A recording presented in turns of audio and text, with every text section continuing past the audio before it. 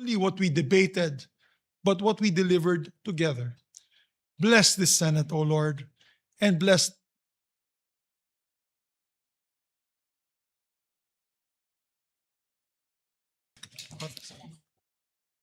Please call the roll.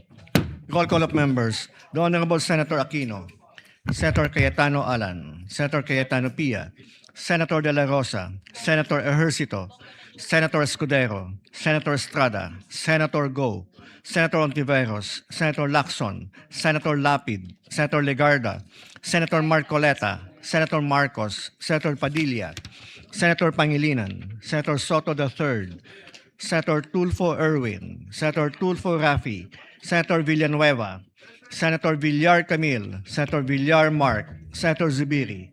Senate President is present.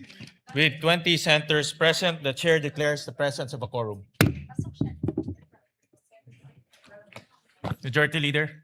Thank you very much, Mr. President. Mr. President, I move that we dispense with the reading of the journal of the second session, Tuesday, July 28, 2026, and consider the same as approved. I so move, Mr. President. Is there any objection?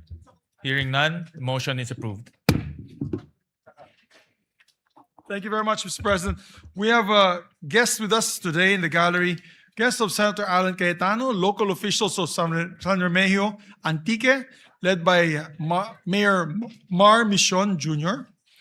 And of course, our dear friend, no other than the Ambassador of Japan, Ambassador Endo Kazuya, is with us as well.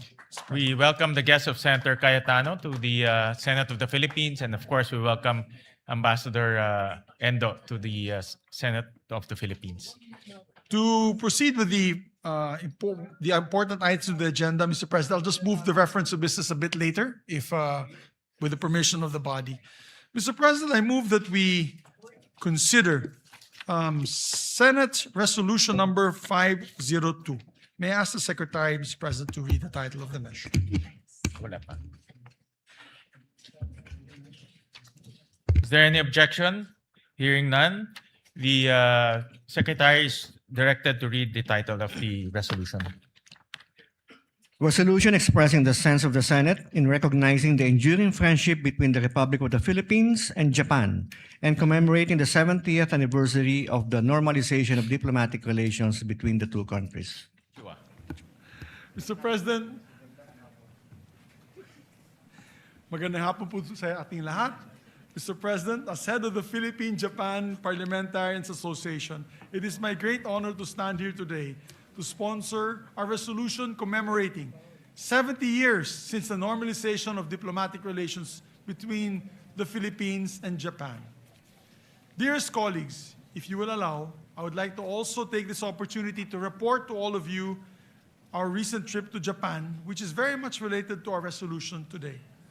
Last July 23, 2026 was the exact date of the commemoration of 70 years of normalization of diplomatic relations between our two countries.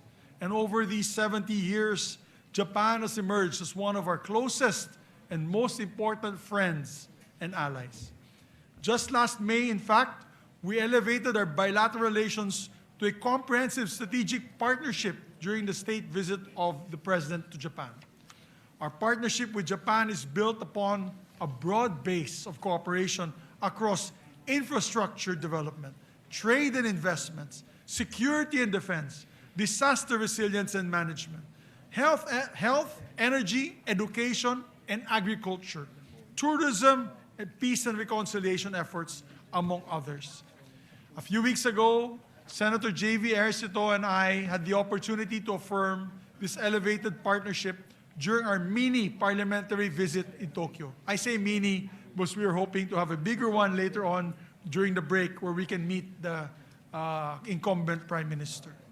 For a series of events, we met with them last week, organized by the Sasakawa Peace Foundation and the Philippine Embassy in Tokyo as part of the commemorative activities for the 70th year of Philippine-Japan friendship.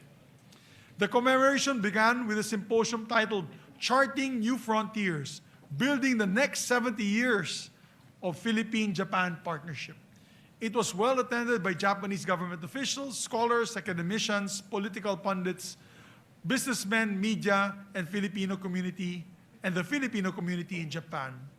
I spoke about the strengthened defense and security partnerships between the Philippines and Japan brought about by the recent developments and enactments of both countries, such as the Reciprocal Access Agreement and the inclusion by the Japanese cabinet of the Official Security Assistance Policy Framework in the Japanese National Security Strategy, which paved the way for the Japanese government to provide military equipment and supplies to the Philippines, such as radars, Abukuma-class destroyers, Coast Guard vessels, and soon missile systems. I mentioned in my speech that this kind of defense and security partnership among like-minded countries in our region is crucial in maintaining an open and free Indo-Pacific. On July 9, 2026, immediately upon landing in Tokyo, Senator Ejercito and I hit the ground running with a meeting with Ambassador Milen Garcia Albano. We then met and joined the Tokyo Metropolitan Governor herself, very popular governor, Mr. President, the Honorable Koike Yuriko, in the illumination ceremony of the Tokyo Metropolitan Government Building's facade, where they showed both the Philippines and Japanese flags proudly. The following day, we had a full schedule of meetings. We first met with the Japan International Cooperation Agency's officials, headed by their president, Dr. Tanaka Akihiko. As we all know, the Japan government through JICA has been the largest, and let me repeat, the largest donor country for official development assistance contribution to the Philippines for over the past several decades. Dr. Tanaka gave us a briefing of their current and future activities and initiatives in the Philippines. We also thank them for JICA's development projects in the country, such as the Metro Manila Subway Project and the Bataan-Cavite Interlink Bridge, which is touted to be Southeast Asia's longest bridge once finished. After which, we had a mini reunion with the Honorable Moriyama-san, or Moriyama Horishi, an influential leader of the Liberal Democratic Party and our Japanese counterpart for being the chairman of the Japan-Philippines Friendship League. We also met with Dr. Tsunami Atsushi, the president of the Sasakawa Peace Foundation, or SPF, who organized the commemorative events. The SPF is involved in peace and human resource development programs, policy research, and the provision of academic scholarships. We had a casual but productive meeting with our dear friend. Many of you have met him before. No other than the former Japanese Prime Minister Kishida Fumio, who is the special envoy of Japanese Prime Minister Takaishi Sanae and the supreme advisor to the Parliamentary Association of the Asia Zero Emissions Community. We discussed the strengthening and the elevation of the Philippine-Japan partnership into comprehensive strategic partnership, as well as the reduction of carbon emissions in the region. We learned from the former Prime Minister, who is still a member of the Japanese Diet, that there is a stronger interest and support for the Philippines from the Japanese Diet. On the issue of trade and economy, we met with the State Minister for Foreign Affairs, Kuminitsu Ayano, who we touched on the possibility of reviewing and upgrading the Philippine-Japan Economic Partnership Agreement to benefit our Filipino businesses. Senator Ejercito raised with the State Minister, who, by the way, is a medical doctor by profession and a former official in the Japanese Health Ministry, the Japanese government's experience in universal health care. She is open to facilitating a Lakbay Aral program for our members and the Filipino policymakers on this issue. One of the highlights of our trip was that Senator Ejercito and I gained a new friend in the person of a charismatic and social media savvy Defense Minister, Koizumi Shinjiro, very popular minister, who probably one day might become Prime Minister as well, who is one of the staunch supporters of the Japanese Parliament, one of our strongest supporters in the Japanese Parliament and in the region of defense and security cooperation between our two countries in the maintenance of a free and open Indo-Pacific. He also mentioned that we are working to provide the Philippine Navy Abukuma-class destroyers. These are the ones in the picture, Mr. President. They're budgeting a substantial amount for official security assistance for the Philippines next year. To cap our schedule on that day, we also met with members of the House of Councilors. This is the equivalent of our Senate in the Japanese legislature. From the Japanese Sansieto Party, they were Honorable Ando Hiroshi, Matsuda Manabu, and Yamanaka Sen. Sansieto is actually the opposition party in the House of Councilors, but when it comes to cooperation and partnership with the Philippines, they are one of our most ardent supporters. Mr. President, we met both with public and private sector partners in Japan who share with us a vision of an economically stable Indo-Pacific region ruled by peaceful relations and respect for international law. This shared vision and our shared principles as like-minded democracies are at the heart of our 70 years of friendship. Building upon our decades of friendship, Japan has become an invaluable development partner, supporting projects of various scales, from grassroots waste management program at the municipal level to major transportation projects such as the Metro Manila Subway Project and the North-South Commuter Railway that will drastically improve the daily transit of millions of Filipinos. And they are also have become our most dependable defense partner, extending billions of official security assistance in support of our armed forces and humanitarian response, further strengthened by a reciprocal access agreement. And also, they have helped us in the peace process many times over. As a matter of fact, they're on the ground now in the BARM, helping ensure that there will be honest and peaceful elections for our brothers in the BARM region.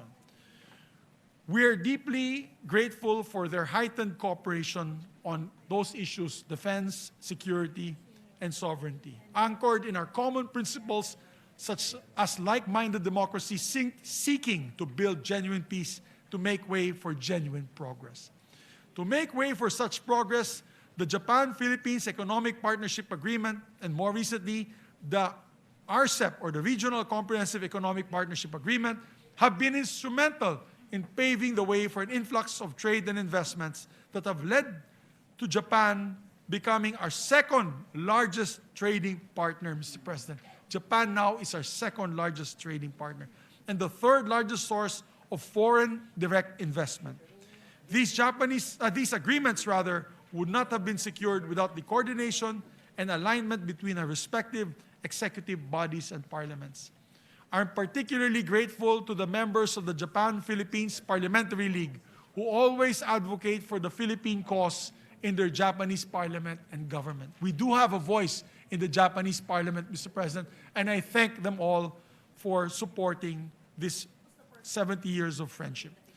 Through our strong parliamentary ties, we had the honor of inviting Prime Minister Kishida Fumio to address the historic joint session of the Philippine Congress in 2023. It's historic because it was the first time a leader of the leader of Japan delivered an address before us. In turn, President Marcos also invited to deliver the equally historic address before the National Diet of Japan during his state visit this year.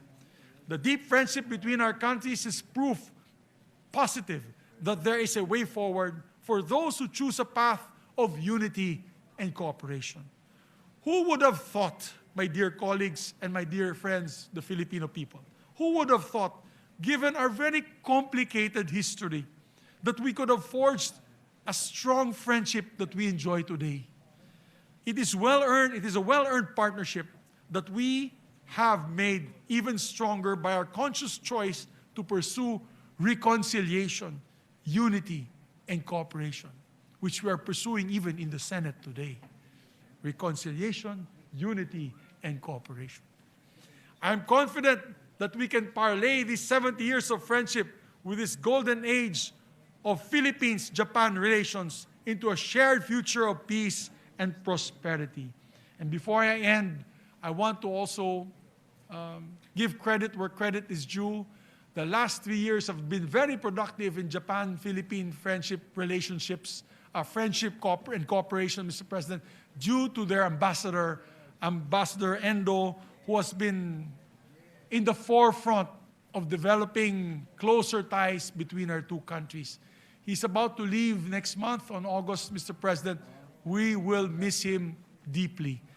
He will be a loss to us, but I'm sure whoever his counterpart will be to come in, we will be able to work with as well. But we will definitely miss Ambassador Endo. So, kay Ambassador Endo at sa ating mga kapatid na Hapon, domo arigato gozaimasu. Maraming salamat at mabuhay po ang ating pagkakaibigan. Mabuhay. Salamat po, Mr. President. Arigato gozaimasu, Senator Zubiri. Yes, we recognize Senator Tulfo. Mr. President, I would like to take this chance to extend my heartfelt sympathies and steadfast solidarity to the government of Japan and the people of Kumamoto Prefecture following the 7.1 magnitude earthquake that struck the region yesterday, July 28, 2026.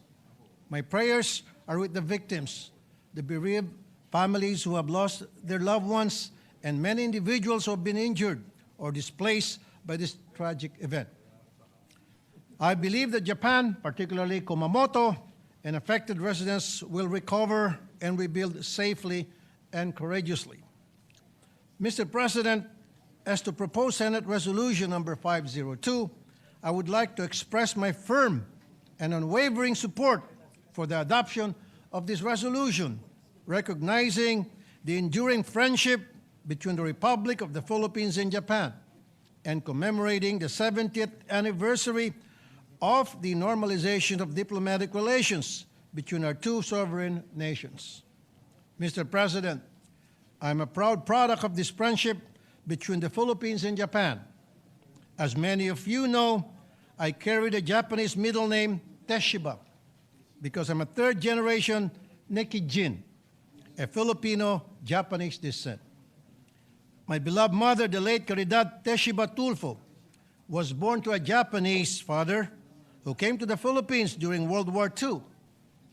According to the Philippine Nikijin Center, only a small number of Nikijin remain in the country today. That being said, I deeply value my family's heritage and the ties with Japan.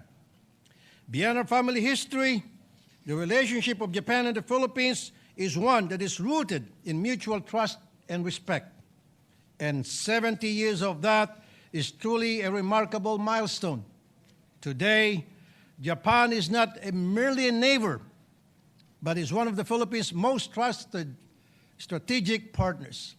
Japan remains to be the Philippines' top source of official development assistance, or ODA, funding major infrastructure projects like railways, highways, and disaster relief systems. Japan's assistance to the Philippine Coast Guard to boost our maritime security capabilities is a vital pillar in upholding the rule of law, protecting international sea lanes, and maintaining regional stability. Time and again, Japan has stood by us and consistently shown true friendship, delivering immediate relief assistance, technical expertise, and long-term rebuilding support to our government. Additionally, more than 50,000 Filipinos thrive in Japan as skilled workers, healthcare professionals, engineers, and scholars. We are thankful for Japan's generosity in welcoming our workers to their country. And truth be told, Japan is the top outbound international destination for Filipino travelers in 2026, with nearly 500,000 visitors in the first half of this year alone. Again, Mr. President, I reaffirm our unyielding friendship with Japan.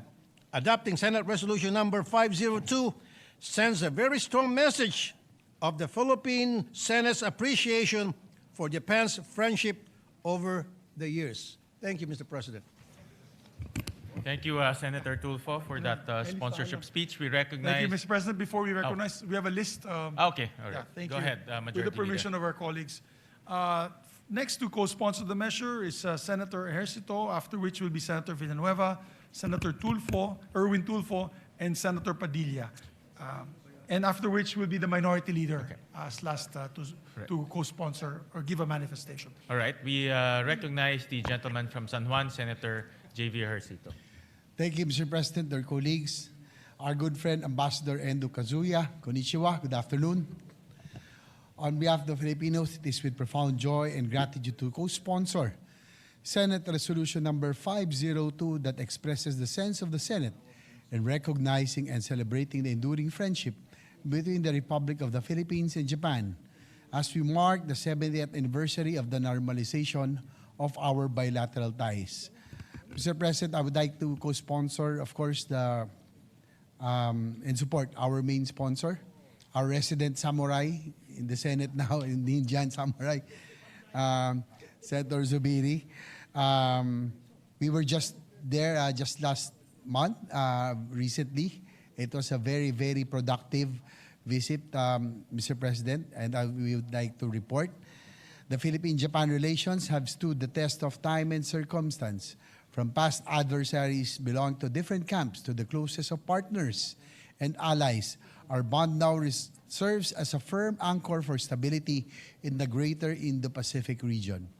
It is only fitting to celebrate this historic landmark in our friendship by elevating our ties to a comprehensive strategic partnership as announced by our respective heads of government in Tokyo last May. This will reflect the strength, the depth, and the breadth of our mutual trust and expanding ties.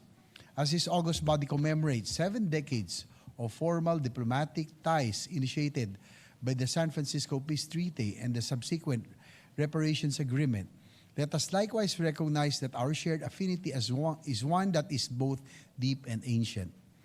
Drawing from the accounts of our historians, the shared history of Japan, the Philippines began long before the arrival of Western explorers. As early as 654 AD, the ancient Japanese chronicle Nihon Shoki notes the arrival of shipwrecked voyagers from Tukara in Kyushu Island, whom a group of scholars identify as our Tagalog ancestors. This serves as a touching reminder that the bond between our two nations isn't just of modern conception. It was forged by the tides of history over a millennium ago. On a more personal note, Mr. President, I also wish to extend my sincere appreciation for the steadfast assistance rendered by the Japanese government since time immemorial. On a personal note, it is during the time of my father, then President Joseph Ejercito Estrada, that he became very close to then Prime Minister Obuchi. As I remember that my father then, who was about to take his oath as President of the Republic, invited Prime Minister Obuchi to his residence, and for the Japanese, it's really a big thing for them, no, to be invited in your personal home. And after that, Japan extended through the ODA, the SCTEX or the Subic-Clark-Tarlac Expressway, which began in 1998, and now we are already reaping the benefits of the construction of the SCTEX. So likewise, in 1998, at the height of the Asian financial crisis, Japan once again stood with the Filipino people through the Miyazawa Initiative, nearly $1.5 billion in official development aid to support economic recovery and essential reforms was provided, highlighting the foresight of former Finance Minister Kiichi Miyazawa. Furthermore, Japanese assistance also complemented our efforts to modernize our agriculture. A vital allocation of $3.75 billion pesos served as a cornerstone in funding the advancement of the Agriculture and Fisheries Modernization Act. When my good friend and one of the respected statesmen in Japan, former Prime Minister Taro Aso, who was my good friend in the Junior Chamber International or JCI, was the Japanese foreign minister, the Philippines received $555 million in grants for disaster prevention and maritime safety, which was a clear demonstration of Japan's long-standing dedication to humanitarian and disaster resilience efforts in the Philippines. Fast forward to today, Mr. President, today Japan continues to be one of our most vital and strategic collaborators across a multitude of sectors. Japan and its agencies such as the Japan International Cooperation Agency or the JICA remains our single largest foreign partner in pursuit to overhaul our mass transportation system through a combination of low-interest ODA loans, technical transfer, and structural planning. In a recent visit to Japan, made possible through the invitation of Sasakawa Peace Foundation, along with Senate Majority Leader Zubiri, we had the honor of meeting with Dr. Akihiko Tanaka, President of JICA, to extend our appreciation to the whole JICA team for the steadfast support in promoting infrastructure development through vital official development assistance and foreign-assisted projects. In the field of defense cooperation, Japan has also become one of our most trusted partners and allies. In the same recent visit to Tokyo, we also had the opportunity, as mentioned by Senator Zubiri, to meet with Japanese Defense Minister Shinjiro Koizumi. We commended his leadership in strengthening regional security across the Indo-Pacific. We likewise conveyed our gratitude for Japan's unwavering support of the Philippines' ongoing defense modernization program, particularly the transfer of the Abukuma-class destroyer escorts, that's about 5 or 6, and additional coastal radar systems, which will significantly enhance and strengthen the Philippine Navy's maritime defense and domain awareness capabilities. Not to mention, Mr. President, that they already donated 2 reconnaissance aircraft, Cessna reconnaissance aircraft that is already being used to patrol our shorelines, Mr. President. And likewise, the Coast Guard, modern ships that is also being used to patrol our coastlines. So we would like to thank Japan because we direly need those Abukuma class destroyers, not to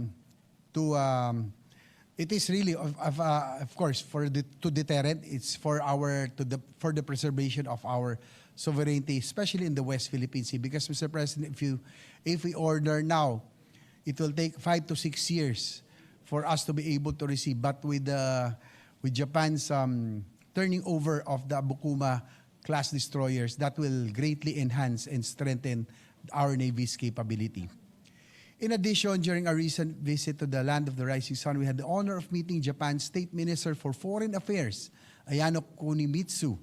As a medical doctor by profession, he shared valuable insights into Japan's healthcare practices and expressed her willingness to facilitate further exchanges and knowledge sharing during our future visits to help us implement our own universal healthcare.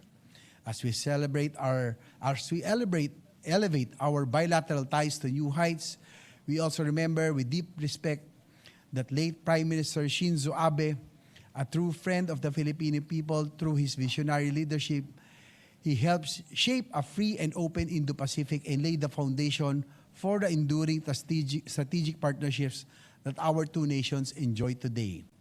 He also announced, I can remember, Mr. President, during one of the state dinners, that Japan will undertake the construction, that was sometime 2016, of the North-South Commuter Railway and the Metro Manila subway system during one of the dinners hosted for then former President Duterte. And now the NSCR construction and Metro Manila subway system is already underway. Hopefully, it will be operational in a few years' time. In closing, before I conclude, Mr. President, allow me to share a personal note. I count myself fortunate to have been among the many Filipinos who have benefited from Japan's generous tradition of knowledge sharing and capacity building. I graduated from the JCI Academy in 1997, and during my first term in the Senate, I had the privilege of attending a short course at the National Graduate Institute for Policy Studies, or GRIPS, in Japan with our Senate Legislative Budget Research and Monitoring, the LBRMO. These opportunities not only enrich my understanding of public policy and governance, but also deepen my admiration for Japan's unwavering commitment to developing leaders and strengthening institutions through education and international cooperation. In closing, Mr. President, this resolution is a humble reflection of the high esteem and deep affection that the Filipino people hold for Japan. As we embark on this new chapter of our comprehensive strategic partnership, we celebrate not just our shared past, but the limitless potential of our future. Indeed, long-standing friendship between the Philippines and Japan stands as a testament to what nations can achieve when united by shared values, mutual trust, and a common vision for peace, prosperity, and endless possibilities. For all these reasons, Mr. President, I proudly co-sponsor this resolution and join the entire Senate in celebrating this historic milestone.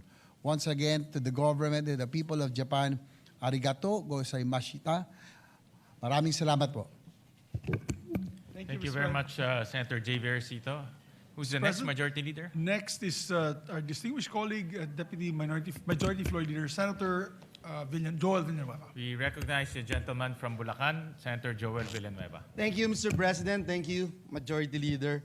Mr. President, distinguished colleagues, milestones invite us not only to look back with gratitude, but also to look ahead with renewed purpose.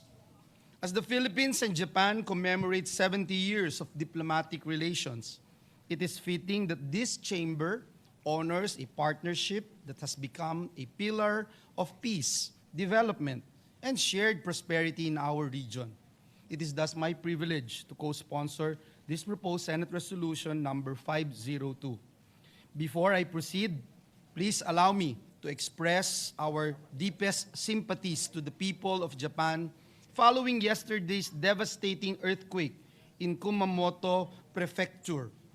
We mourn the lives lost, pray for the swift recovery of the injured, and stand in solidarity with all those affected by this tragedy. May the resilience and strength of the Japanese people guide them through this difficult time. Mr. President, for 7 decades, the Philippines and Japan have built a relationship founded on mutual respect, trust, and a shared commitment to peace and prosperity. Today, that friendship has grown into a comprehensive strategic partnership that continues to create opportunities for our people.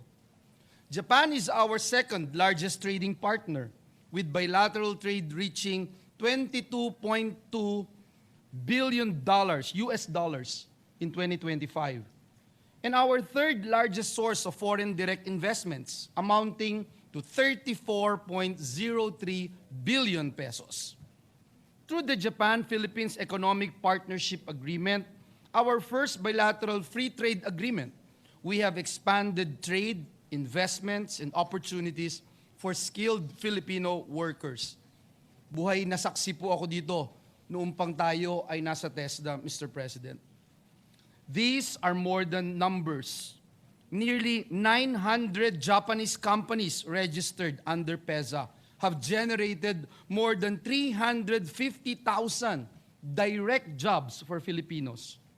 Japan also remains the Philippines' largest provider of official development assistance, helping build infrastructure, strengthen communities, and improve the everyday lives of our people. As the chairperson of the Senate Committee on Higher and Technical Vocational Education, I also look forward to strengthening another important pillar of our partnership, education. Earlier this year, Mr. President, the Senate conducted a public hearing on the Asia-Pacific Regional Convention on the recognition of qualifications in higher education, or the Tokyo Convention. We look forward to the Philippines' accession to this landmark agreement, which would make us the very first ASEAN member state to join the convention and expand opportunities for Filipino students, graduates, researchers, and professionals across the Asia-Pacific. Indeed, Mr. President, our friendship is likewise strengthened through parliamentary diplomacy. And as mentioned a while ago by our dear colleagues, I also recall, Mr. President, that in April 2023, 11 members of the Philippine Senate, including this representation, and led by our majority leader, the former Senate President Juan Miguel Zubiri, undertook an official visit to Tokyo, where we met then Prime Minister Fumio Kishida, the leaders of Japan's National Diet, and the members of the Japan-Philippines Parliamentarians Friendship League. That visit, Mr. President, reaffirmed that enduring friendships between nations are built not only by governments but also by sustained dialogue between legislators. As we celebrate this milestone, Mr. President, we honor the people who have made this friendship flourish. From our Ambassador Milen Garcia, from workers and entrepreneurs to students, tourists, and families, Japan has also become a favorite destination for many Filipinos, reflecting the warmth and mutual respect that define our relationship. And before I close, Mr. President, and conclude, please allow this representation to recognize His Excellency, my good friend, Ambassador Endo Kazuya, who will soon conclude his tour of duty in the Philippines. We thank him for his dedicated service and for his invaluable role in further strengthening and enduring friendship and strategic partnership between our two nations.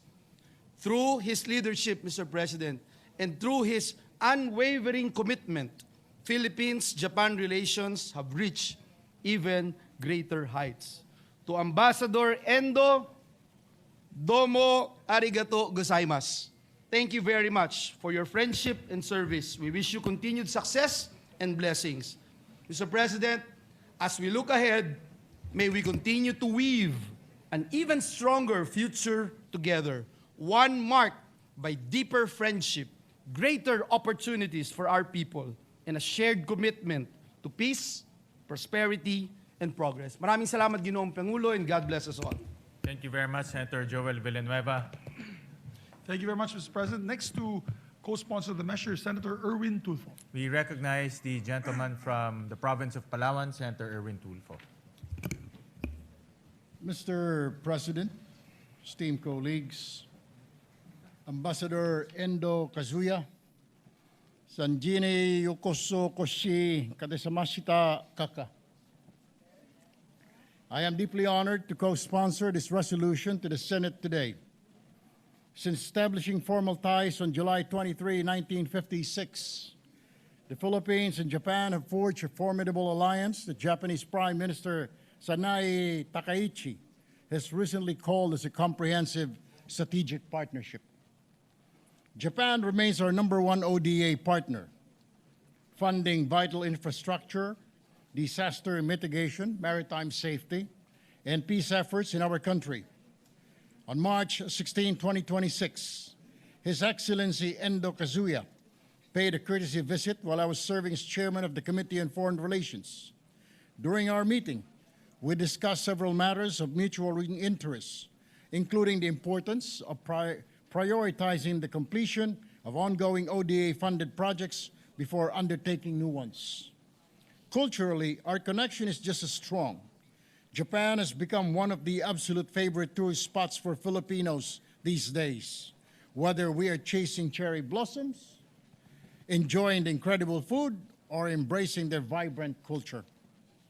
To honor this profound friendship and Japan's immense contribution to our nation's progress, this resolution seeks to officially recognize the enduring friendship between the Republic of the Philippines and Japan in their 70th anniversary of the normalization of diplomatic relations between the two countries. To Ambassador Endo and the Japanese people, arigato gozaimasu. Here's to a lasting partnership, endless bowls of authentic ramen, and if I may speak for every Filipino tourist, Mr. Ambassador, hopefully even faster approvals of our multiple entry visas. Thank you, Mr. President. Thank you, Senator Erwin Tulfo. Next to Who's our co-sponsor, next Mr. President, sponsor? is Senator Robin Hood Padilla. We recognize the gentleman from Nueva Ecija and Camarines Norte, Senator Robin Padilla. Maraming salamat po, Ginoong Pangulo at sa ating pinunong mayurya. Ako po ay tumitindig upang makiisa sa pagko-sponsor ng proposed Senate Resolution number 502 na inihain ng ating mahal na samurai na kasamahan Senator Juan Miguel Zubiri. Mga mahal kong kababayan, napakahalaga po ng relasyon natin sa Japan. Sapagkat ito po ay punong-puno ng pag-ibig at aksyon. Katunayan, ang atin pong national hero, Jose Rizal, ay nagkaroon po ng napakagandang pag-ibig sa Japan.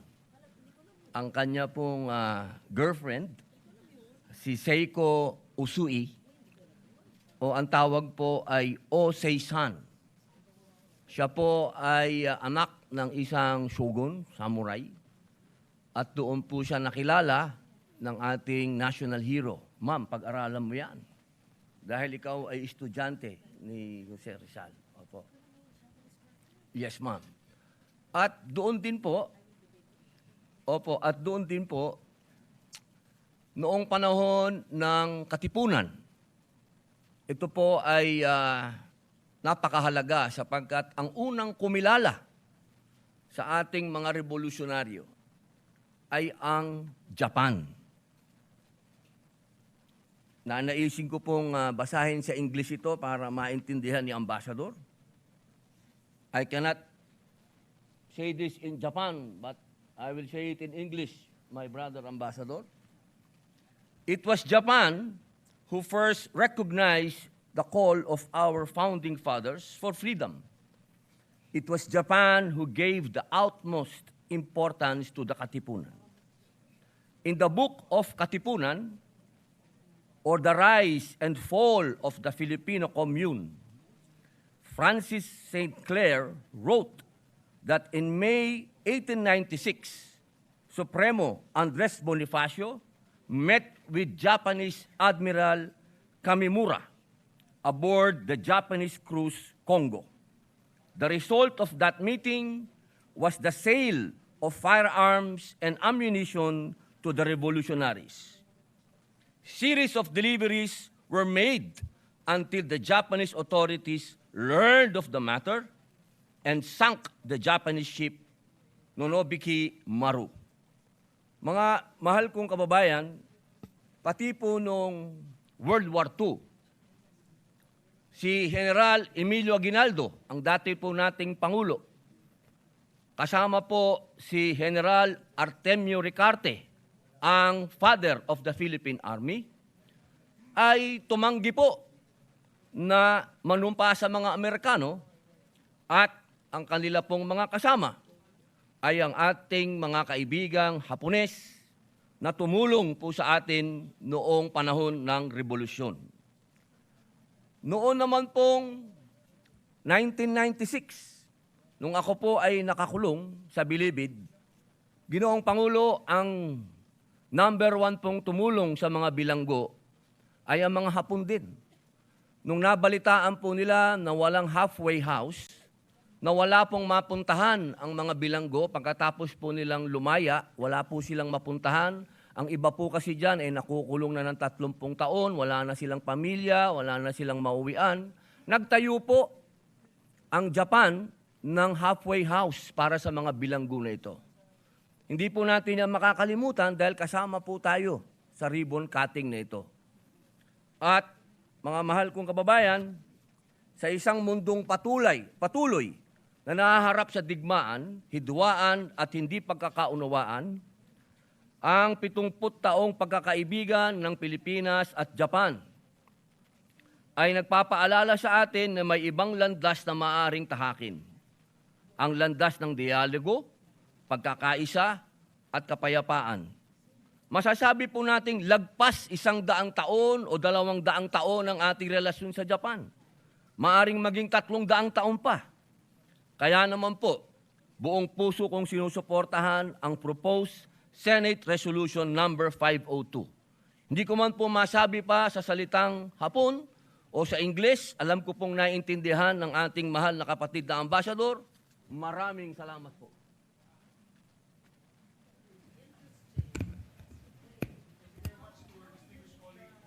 Majority Leader, who is our next sponsor? Distinguished colleague, Senator Padilla. Next to co-sponsor the measure is no other than our distinguished colleague from Pampanga in the Republic of the Philippines and Quezon City, Senator Kiko Pangilinan. We recognize the gentleman from Pampanga, Senator Kiko Pangilinan. Thank you very much, Mr. President, Majority Leader. Allow this representation to share its full support, manifest its full support by way of this co-sponsorship speech for proposed resolution number 502, expressing the sense of the Senate in recognizing the enduring friendship between the Republic of the Philippines and Japan and commemorating the 70th anniversary of the normalization of diplomatic relations between the two countries.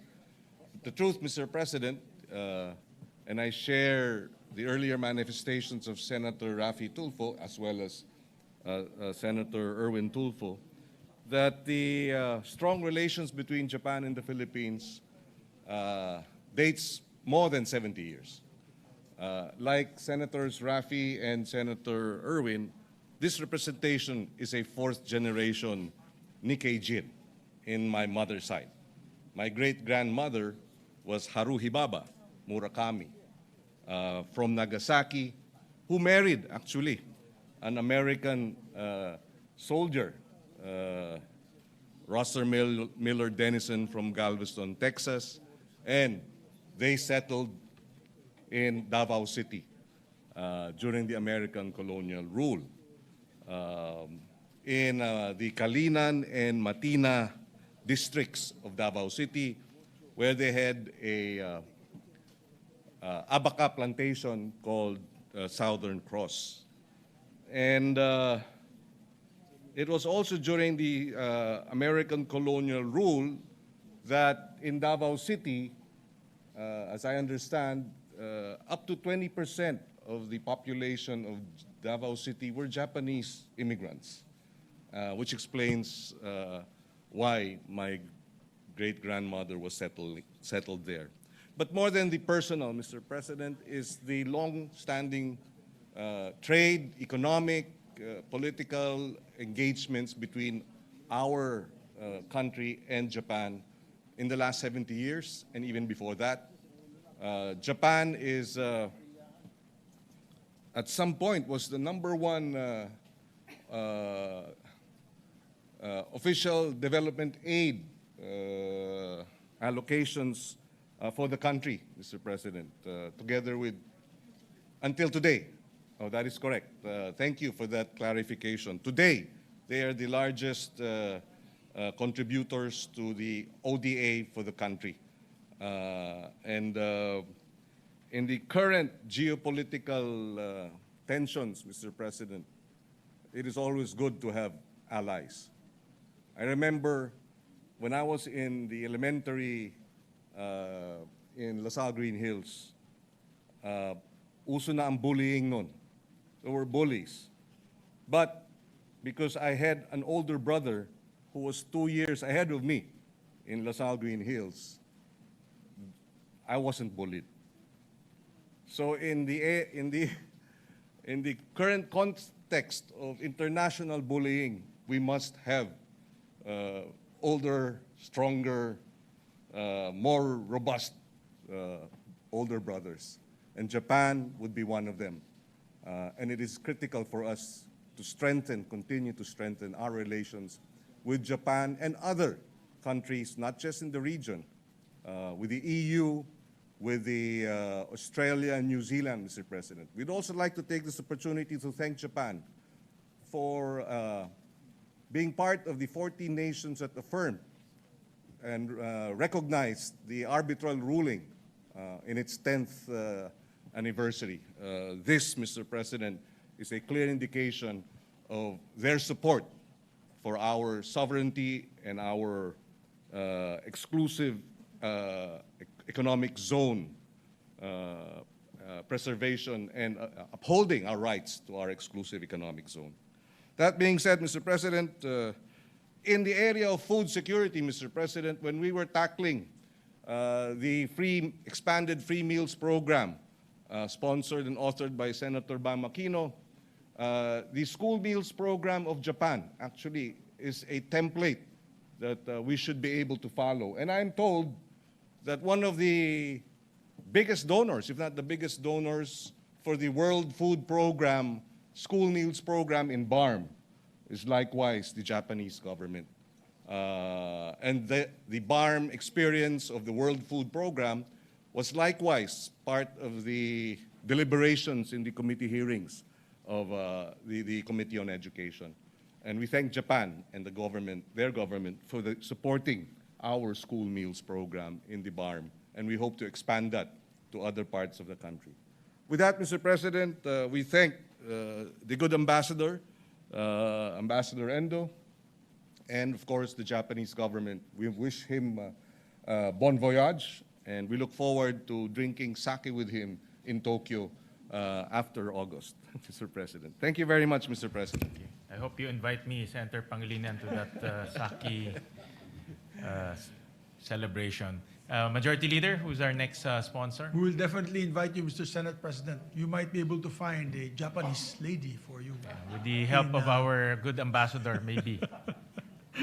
Yes, Mr. President, next to co-sponsor the measures, our distinguished colleague from Taguig and Pateros, no other than our distinguished colleague, Senator Pia Cayetano. We recognize the gentle lady from Taguig, Senator Pia Cayetano.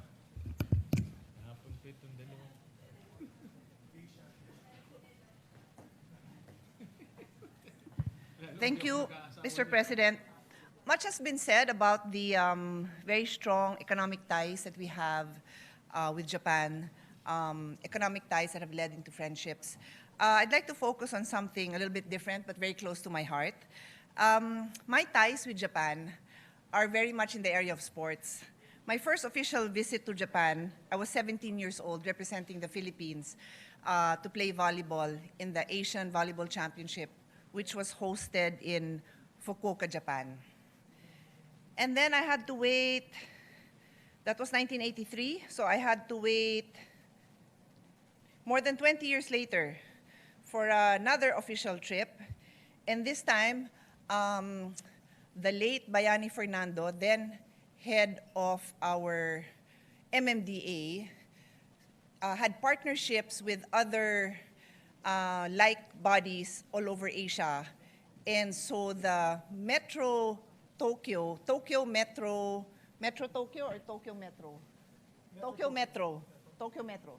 Tokyo Metro Authority always invited their counterparts to watch the Tokyo Marathon. And Bayani Fernando said to me in Tagalog, nakailan na ako dyan, nanunood lang naman ako, ikaw na lang tumakbo ka.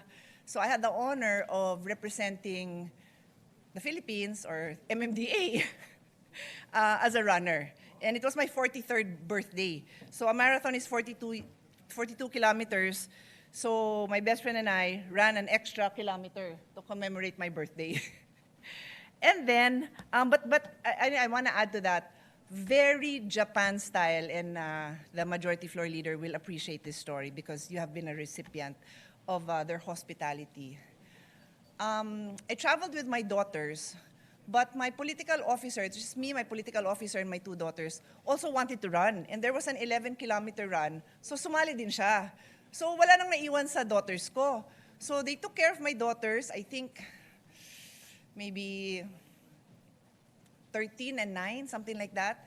They picked them up, and then they brought them to the finish line. It was raining, they were in raincoats, and they had flowers for me. All prepared by the Japanese host to welcome me there. So I will never forget that.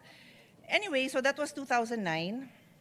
And then, time out, another official visit, but this time wasn't really sports. I just made it a sports trip on my own and ran around the Imperial Palace. But in 2015, I was part of the delegation of the Asian Parliamentary Group. It's like a friendship group with Japan. And I had the opportunity to meet the late Prime Minister Abe. But what strikes me, and still I remember to this day, and again, the Majority Floor Leader will recall that I always talk about it, is Abenomics included in one of their pillars of economic growth women in the economy, women in leadership positions. And I talk about it all the time because this was ingrained in Japan's moving forward in one of their pillars. And of course, during that same trip, we also had many opportunities to meet with the Japanese parliament. And then in 2019, just before the Olympics, I was informed by the then ambassador that being the host, they were really trying to support the Asian countries in sports. So I had the opportunity of working with the embassy to bring the UP football team to Japan to train there as part of the sports diplomacy. And I'm coming to an end. Last year was a more personal sports diplomacy venture. The ambassador was my guest, and he learned to play paddle with his wife. And the coaches were our Filipino coaches and 2 Japanese coaches who consider the Philippines their home. These 2 Japanese players come here so much. They stay here, they play and train with our Philippine team. And so we invited the ambassador, his wife, and the embassy staff to learn about paddle with our coaches and the Japanese coaches. And we continue to play and train with these Japanese players. In fact, last week, we had an international paddle tournament, and our Philippine women's team were up against a Japanese and a Spanish, and they lost in the 3rd set to Japanese Kotomi Ozawa and Spanish Eli Nogueras. But these girls are really strong, and they really compete against each other and try to see who will come out better the next time. They really are, how do I say it, friendly competitors. And so, Mr. President, this is just my personal take on the strong friendships I and the people around me have developed with Japan. I'll end on a not so personal note, but very close to our heart. So many athletes, so many Filipino athletes train in Japan. Softball, football, hinuhuli ko nga yun, ang lakas bumulong ng mga nandito eh. Because, anyway, what did I say? Football, softball, baseball, I'm sure the martial arts also. And then I was going to say basketball. Of course, our Olympian Carlos Yulo had a lot of his training in Japan. And now also his brother, Eldrew, also trains in Japan. So on that note, I only have one last manifestation. The Majority Floor Leader did not invite me to his last trip, kaya mukha silang kawawa ni Senator JV. Dalawa lang sila dun sa lahat ng pictures. Kulang ng gender representation, but I'm sure you still did a great job. Thank you, and to many, many more years of friendship with Japan. Thank you. Thank you, Senator Pia, for that Thank you, my dear. Mr. President, to be Sponsorship honest, speech. the best walking trips I've had with Senator Pia was our trip to Japan. Yes, I was there, Majority Yes, Leader. we were doing 10,000 steps together, walking around the areas where we were billeted at. And I promise and I commit to everyone that we will invite them again. As your chairman of the Philippine-Japan Friendship Association, we're trying to set up a meeting, Mr. President, with the current Japanese Prime Minister. Right. That one, we'd like to invite everyone. And you now being both sides. honored with the Cordon of the Rising Sun. Yes, I was. I'm sure you last will November, be, sir, Mr. correct. President, I was given that distinction, being given an award, the Grand Cordon Order of the Rising Sun, Mr. President. So Thank I'm you. sure that you will be given special attention in arranging a potential meeting with high-level government officials. As long as you're there, Mr. Senate President, Definitely. I'm sure we can meet the Prime Minister. Kung ako lang, baka Kishida lang po. Mr. Kishida is a dear friend of ours, by the way. Mr. President, we still have 4 members who would like to deliver co-sponsorship speeches. As I said earlier, this is a very popular resolution because Japan really is very close to our heart. I think each and every one of us can say that Japan truly is the best friend of the Philippines in this region. Mr. President, next to deliver his co-sponsorship speech is no other than our distinguished colleague from Davao and Batangas, Senator Christopher Bongo. We recognize the gentleman from Davao City, Senator Bongo.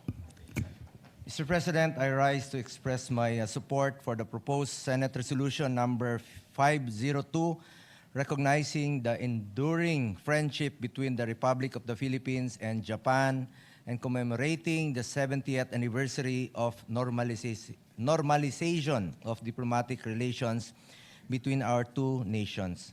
We also acknowledge and thank the presence of Japanese Ambassador Endo Kasuya, sir. We also thank our majority floor leader, the Suki of Japan, Senator Mig Subiri, who is an advocate of Philippine-Japan relations. On 23 July 1956, the Philippines and Japan signed the reparations agreement, making the Philippines the first Southeast Asian country to conclude a post-war reparations agreement with Japan. More importantly, this historic agreement paved the way for the normalization of diplomatic relations and became a model for Japan's post-war reconciliation with other countries in Asia.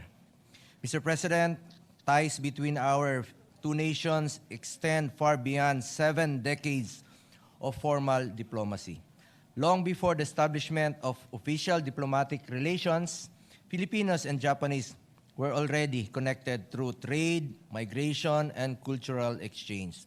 As early as 1903, Japanese migrants began settling in Davao to work in the thriving abaca industry. By the 1930s, Davao had become became the home to an estimated 20,000 Japanese migrants, making it one of the largest Japanese communities in Southeast Asia before the Second World War. Ang dami pong mga Filipino-Japanese ngayon at meron pong eskwelahan doon. Ito po yung Nikkei Jinkai na marami pong nag-aaral ng mga Filipino-Japanese. In fact, then Davao City Mayor Rodrigo Duterte initiated to build a monument in Mintal to pay his sincere respect for the Japanese migrants who have migrated in Davao. In fact, former Japanese Prime Minister Shinzo Abe, the late Prime Minister Shinzo Abe, visited Davao City in 2017, highlighting Japan's commitment to deepening its partnership with the Philippines. Yan po mismo yung pinuntahan niya, yung mismong bahay, yan yung nilalagyan ng kulambo. Pumasok po mismo si former Prime Minister Shinzo Abe dyan sa kwartong yan. Sumilip pa sila.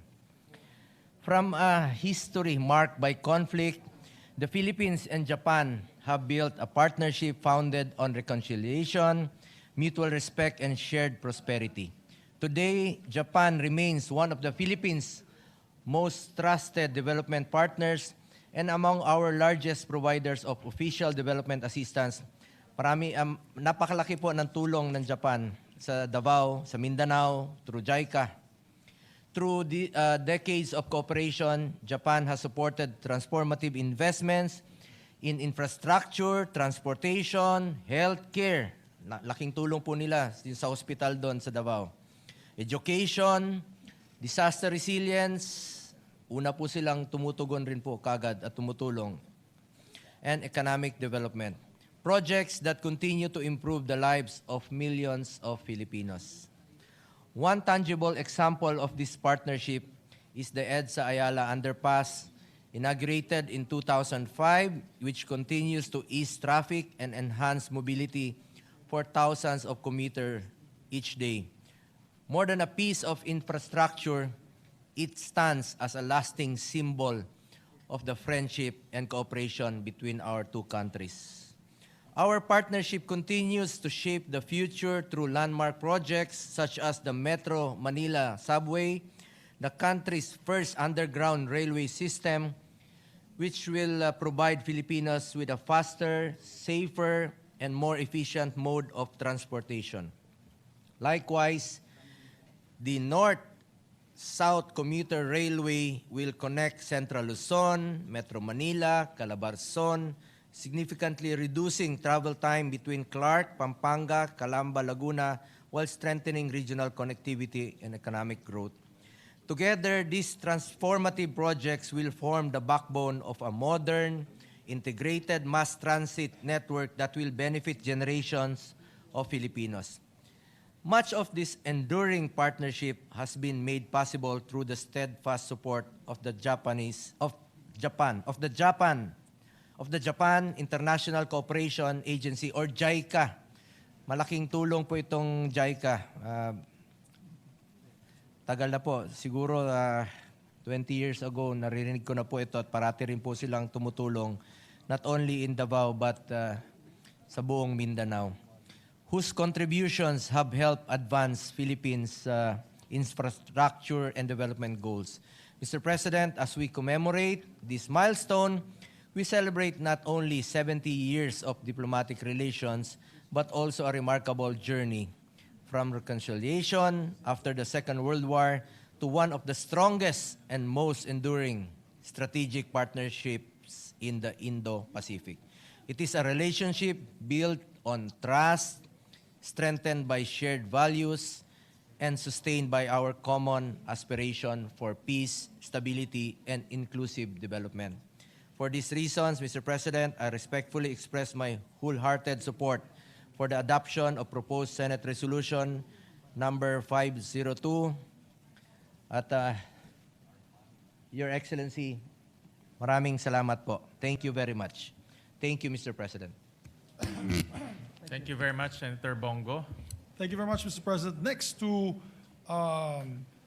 co-sponsor the measure is our resident diplomat herself, no other than Senator Lauren Legarda. We recognize the gentlelady from Malabon and Panay Island. Thank Senator you very much, Lauren Legarda. Mr. President. Dear colleagues, I rise to co-sponsor the resolution recognizing and commemorating 70 years of friendship between the Philippines and Japan. The measure before us records the milestones of that partnership. I wish to speak to what those milestones mean in the lives of our people and to a friendship I have been privileged to witness up close. Consider the human ledger of this friendship. It is written in the lives of the hundreds of thousands of Filipinos who have found opportunities in Japan, and in the Japanese families who continue to choose the Philippines as a place to visit, invest, and build partnerships. It is seen in the harvest of our banana growers in Mindanao, for whom Japan remains a trusted market, sustaining livelihoods and entire communities. This friendship also helped build the Philippines itself.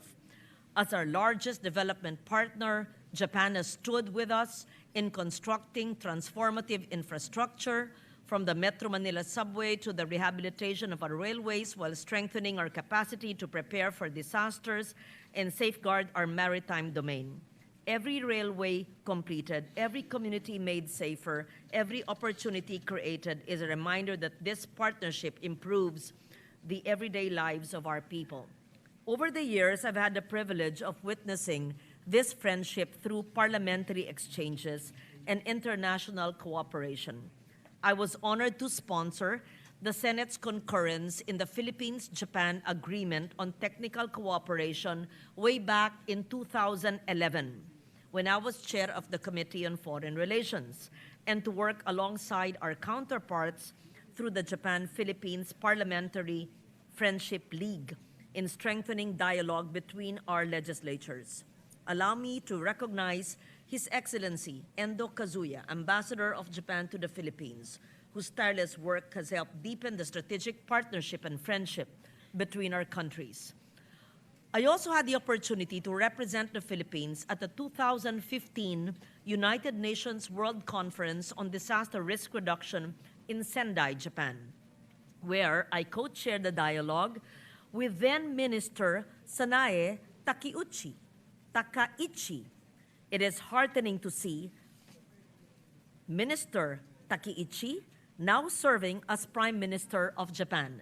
I was just looking at my photos with a young senator, with then younger minister, and she's now the Prime Minister. I'll post it on Facebook.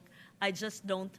I wish they could post it here. Sure, so Kung we can hahabol. all see it? Yes, we were both co-anchoring or a dialogue on disaster risk reduction and climate change. There we are. Yes, there we are. In 2015. Yes, a much younger senator and a younger prime minister who was then minister. And I'm confident that under her leadership, the enduring friendship between our two nations will continue to flourish. I think with more pictures. Yes. And one of the memorable experiences in my engagement with Japan as well was representing the Philippines. I hope you had photos, but you're not ready to flash it. At the World Assembly for Women in Tokyo, where I joined women leaders from across the globe in advancing inclusive development. And this was upon the invitation of then Prime Minister Shinzo Abe. And he actually sat in a conference and it gave very hearty exchanges. He and his wife joined the conference and was not just staying on stage. And when they came to the Philippines in November 2015, I remember Akie Abe, his wife, calling and asking to see me because she had a pasalubong.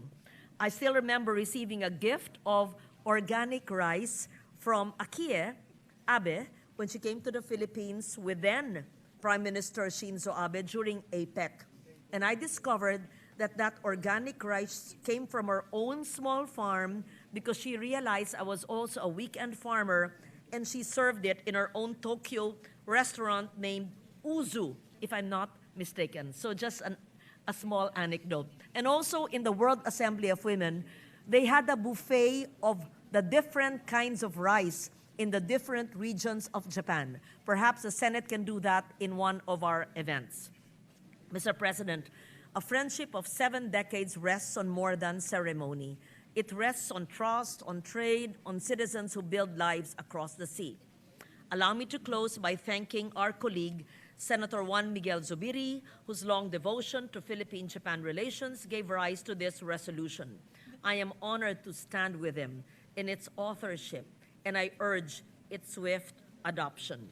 As we mark 70 years of diplomatic relations, may we renew our commitment to a partnership that delivers lasting peace, shared prosperity, and greater opportunities for the Filipino and Japanese people. May I also add, it's not part of my message, that we also concurred in the ratification of JPEPA. It's correct, right? That was way before you became senator, and I co-sponsored here more than 10, perhaps 15 years ago. And also, before I became a senator, I'm going off script, I was a very young journalist when I visited Kitakyushu City. And the women of Kitakyushu told us a story of how they cleaned the river, which was considered dead. That young Lauren, who was 30 years old, was inspired to write the ecological solid waste management, and using the notes from that visit to Kitakyushu City on how that industrial town transformed a dirty river into a river that was clean and alive. And 8 years later, the first bill I filed was RA 9003, having the city in Kitakyushu in Japan as my inspiration when I was a young journalist. Ano pa ibang notes ko na hindi ko nasabi? Oh, and also, then Senate President Ople, sitting there before, a young reporter of my Lolo Pepe in Manila Times, told me that he was a guest of the Japanese government in a program called like an eminent persons program. Fast forward when I was a young senator, at 39 or 40 years old, I was also a guest of the Japanese government, just like the Senate President then. So I went off script because I wanted to tell you stories of a younger senator of more than 25 years ago, and that's how it's not just many years, but decades, how close our relations have been with this great nation, our neighbor. Thank you very much. Thank you, Senator Lauren, Thank for you the very much, Mr. sponsorship President. speech. Mr. President, we have 4 more members who would like to deliver co-sponsorship speeches. We'd like to recognize our distinguished colleague from Las Piñas and Metro Manila, no other than Senator Camille Villar. We recognize the gentlelady from Las Piñas City, Senator Camille Villar. Mr. President, distinguished colleagues, it is an honor and privilege for me to rise to co-sponsor this resolution, expressing the sense of the Senate in recognizing the enduring friendship between the Republic of the Philippines and Japan and commemorating the 70th anniversary of the normalization of diplomatic relations between our two countries. 70 years ago, the Philippines and Japan formally normalized their diplomatic relations. With political courage, mutual humility, and a shared conviction that two nations would choose to become partners in peace. It was not easy, but today it has resulted in something truly remarkable. Mr. President, what began as an act of reconciliation has grown into one of the most substantive and multi-dimensional relationships the Philippines maintains with any nation. Japan has for decades been among the Philippines' largest sources of official development assistance, supporting our infrastructure, our agriculture, our disaster resilience, and countless communities across the archipelago. Filipino and Japanese businesses, workers, students, and families have built bridges of commerce and culture that now touch nearly every province in the country. This relationship has genuinely served the Filipino people.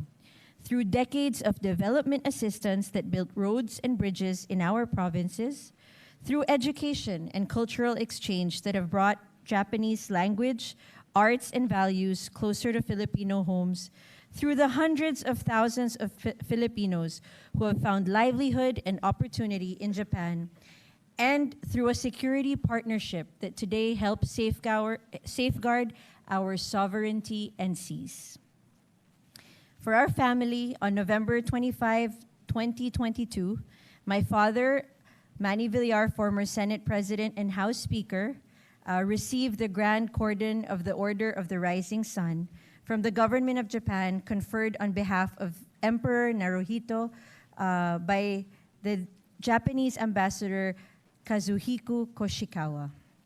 We are told that the Order of the Rising Sun, established in 1875, is Japan's oldest national decoration and a principal honor for foreign nationals. And I believe our former Senate President and current Majority Floor Leader, Juan Miguel Zubiri, also received the same. So my father received this award in recognition of his contributions to strengthening economic and bilateral relations between Japan and the Philippines, particularly his role as Senate President during the time that he was Senate President in the ratification of the Japan-Philippine Economic Partnership Agreement, or JAPEPA, the Japan-Philippines Tax Treaty Amendment Protocol in 2008, and the Japan-Philippines Technical Cooperation Agreement in 2011. So this was a profound honor, not just for my father, but for our family. And this honor and this friendship and relationship with Japan is something that we hold very dear. And on a personal note, when I first won as senator in 2025, the first meeting I had and the first invitation I had for a meeting was from Ambassador Endo Kazuya. And I will never forget that. And I would like to express my sincere gratitude to him. I would like to thank you for your friendship, for your guidance and your unwavering support in strengthening the ties between our two countries. Mr. Ambassador, this friendship between the Filipino and Japanese peoples, I know, will continue to go stronger with every generation. Mr. Ambassador, your service here has left a lasting impact, and always remember that wherever you may go, you will always have a home here in the Philippines. Maraming salamat po. Arigato. Thank you, Mr. President. Thank you very much, Senator Camille Villar, for the heartwarming sponsorship speech. Bibigyan daw ni Camille ng bahay si Tama, oo. Ambassador Pwede siyang Endo sa pumili. Camel Homes. Yes, sir. Marami siyang pagpipilian, Yes, Majority yes. Leader. For sure. Mr. President, next to co-sponsor the measure is a distinguished colleague, Senator Risa Hontiveros. We recognize the gentle lady from Panay, Senator Risa Hontiveros. Salamat po, Mr. President. Mr. President, I rise in support of this resolution, marking 70 years since the normalization of relations between the Republic of the Philippines and Japan. And also remembering in my heart my first travel abroad as a scholar of the Japan Airlines Summer Scholarship Program more than 4 decades ago at the Ichigaya campus of Sophia University, just before the People Power Revolution. From the hard work of post-war reconciliation, our peoples have built one of the region's most durable partnerships, standing with us as a strategic partner committed to a free and open Indo-Pacific and the primacy of international law in our maritime domain. Nowhere is that partnership more concrete than in the agreement concluded this July for the transfer of 5 Abukuma-class destroyer escorts from the Japanese Maritime Self-Defense Force. The first time Tokyo will hand over retired surface combatants to any foreign navy, and a decision that will give the Philippine Navy 5 additional hulls purpose-built for anti-submarine and littoral operations, complementing our Jose Rizal and Miguel Malvar class frigates, and materially strengthening our presence in the West Philippine Sea.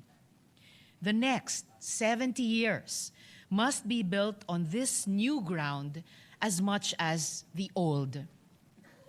Recognition and justice for the Filipino comfort women, deeper maritime and defense cooperation, joint investment in digital and energy infrastructure, semiconductors, and artificial intelligence, where Japanese technology and Filipino talent are natural complements. Closer collaboration on disaster resilience and climate adaptation, which both our archipelagos know too well, and continued care for the Filipino community in Japan, whose work and families remain the truest expression of the friendship that this resolution honors. Marami pong salamat, Mr. President, and to Ambassador San, domo arigato gozaimashita. Thank you very much, Senator Risa Hontiveros. Thank you, Mr. President. Next to co-sponsor the measures, our distinguished colleague from the city of Las Piñas, Senator Mark Villar. We recognize the gentleman from Las Piñas City, Senator Mark Villar. Mr. President, I rise in support of proposed Senate Resolution number 502, expressing the sense of the Senate in recognizing the enduring friendship between the Republic of the Philippines and Japan and commemorating the 70th anniversary of the normalization of diplomatic relations between the two countries. Mr. President, I join our colleagues in welcoming Ambassador Extraordinary and Plenipotentiary of Japan to the Philippines, Endo Kazuya, to this august chamber as we celebrate the long-standing bilateral relations between our two countries. Welcome to the Philippine Senate, Ambassador. Many times you've hosted me in your house, and now it's our turn to host you in the Senate. So it's an honor. Diplomatic relations between Japan and the Philippines were normalized after the enactment of the San Francisco Peace Treaty and the Reparations Agreement on July 23, 1956. That year, it was declared to be the Japan-Philippines Friendship Year as we commemorate the 70th anniversary of the bilateral relations between the two nations. And Mr. President, we have an exciting year ahead as we would bear witness to a celebration of how far we have come together working on significant economic, security, people-to-people exchanges, and cultural development. It is also equally inspiring to look back on the vital partnerships we had with Japan, particularly on various big-ticket projects that we now enjoy today. Through our active partnership with the Japan International Cooperation Agency, Japan has been a significant contributor to the strengthening of our national development plans and continues to be an important partner for us till this day. And I remember when I was serving in government as the Secretary of Public Works, every month we would have regular meetings with the Japanese government regarding our projects, and regularly we'd always meet with the JICA. So it was a big part, and I can say from personal experience that the Japanese government has been generously giving their support to our infrastructure programs, and this has been going on for a very long time, and for that we should all be very thankful for their support to our nation building. Through our partnership with JICA, we will soon enjoy improved public transportation through the Metro Manila Subway and the North-South Commuter Railway and other various infrastructure and development projects all throughout the country. Mr. President, beyond infrastructure and economic development projects, security cooperation has also reached unprecedented milestones for Japan and the Philippines. We became the first country in Asia to sign and ratify a reciprocal access agreement with Japan, which enhanced the efficiency of cooperation between the armed forces of the Philippines and the self-defense forces of Japan. The Philippines has also become the sole partner nation to have received Japan's official security assistance for 3 consecutive years. I would also like to highlight that our ties to Japan have been elevated to a comprehensive strategic partnership, which placed our friendship at a much higher tier than before, allowing us to pursue heightened levels of cooperation and strategic alignment across various sectors. On a different note, the significant uptick of Filipino tourists in Japan, hitting an all-time high of 900,000 visitors in 2025, signifies that our bilateral ties with Japan is also deepened through cultural and people-to-people exchanges. Through our continuous diplomatic relationship with Japan, more Filipinos will get to enjoy Japan at a personal and cultural level, and vice versa. So, Mr. President, as we move towards our 70th year of diplomatic ties with Japan, I am confident that our relationship will further blossom into a holistic and fruitful cooperation for both our countries' development, as manifested by the success of the past 7 decades of our partnership. Again, welcome Ambassador Endo Kazuya to the Senate. Thank you for gracing this chamber with your presence. And of course, I'd like to also thank you on a personal note, Ambassador, for always being so gracious. And on behalf of my family, the whole Senate, we wish you the best always. And you please always remember you have a friend in the Philippines who you can always come back and visit. So thank you very much, Ambassador. Thank you very much, Mr. Leader. President. Thank you very much, Senator Mark Villar. Last but not the least, our distinguished Minority Floor Leader would like to be recognized. We recognize our distinguished Minority Leader, Senator Alan Cayetano. Thank you, Mr. Senate President, His Excellency, Ambassador Endo Kazuya, dear colleagues.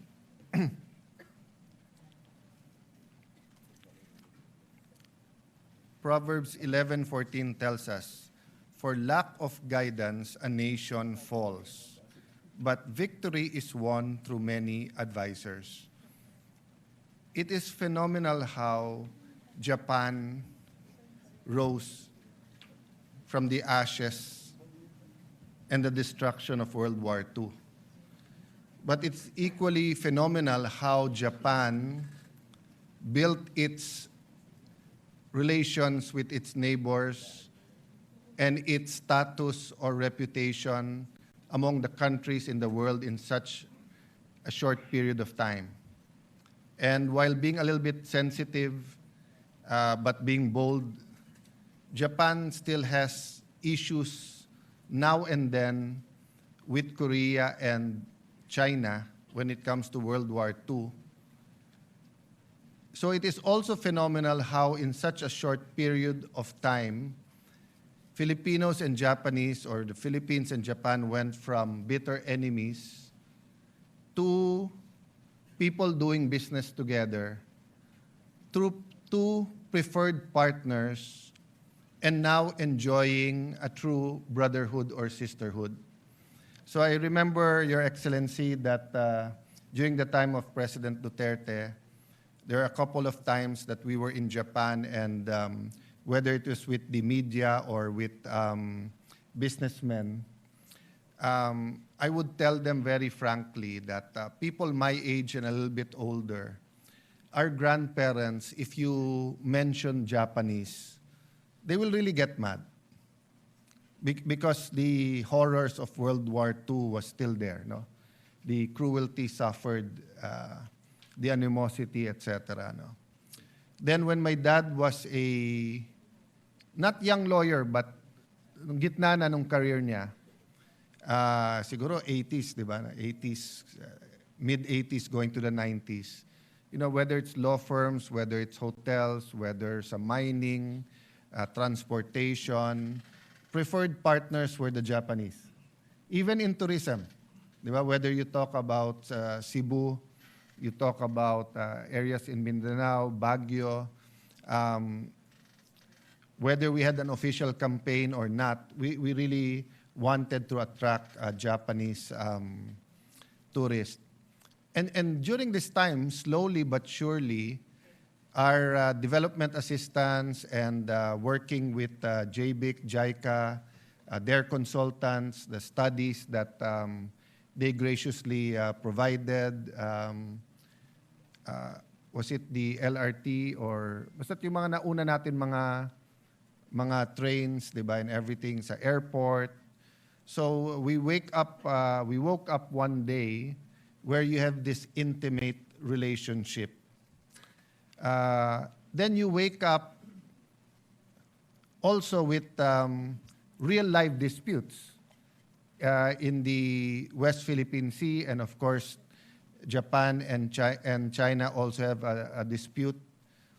And then you wake up 2022, where no one said that there will really be a conflict or of that magnitude between Ukraine and Russia. Then it's happening. And then everyone says the Middle East is volatile, but suddenly Iran, Israel, US, and then the rest of the world is suffering, no?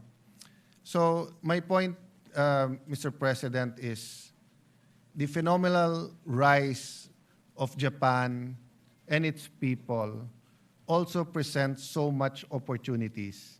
That's why I like that verse, because nations need guides. And sometimes you need an outside guide. And the Japanese and the Japanese people, the Japanese businessmen, you know, can be not only a partner, but a wise counselor and guide to the Philippines. And also us in certain issues. For example, migration is now and then an issue in Japan. And of course, we have more than 10 million Filipinos abroad, and Japan has hosted many Filipinos. Sensitively, we were saying, because one of the problems, of course, of Japan is the birth rate. That's why we, di ba, yung population of Japan, and we were saying, you know, because usually Japanese couples only want one child. But when a Japanese and a Filipino gets together, whether the man is Filipino or the woman is Filipino, they don't only want to have one child. They want to have at least 2 or 3. So we were saying that even in that aspect, we can share some expertise in a bigger family. Unfortunately, this year, very steep din ang pagbaksak, di ba, ng atin birth rate, no? Having said that, Mr. President, we're here to honor the ambassador because in such a short period of time, he has done so much. So I think we're unanimous, Your Excellency, in saying thank you. I know it's for your country to say that you did a great job, but at least for Filipinos, we know that you did a great job. But we're also here to say that culture matters.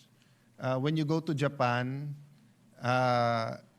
and unfortunately you leave your bag or your wallet somewhere, go back, it's there, and it's there. I mean, you don't even have to go to the lost and found, no one will get it, diba?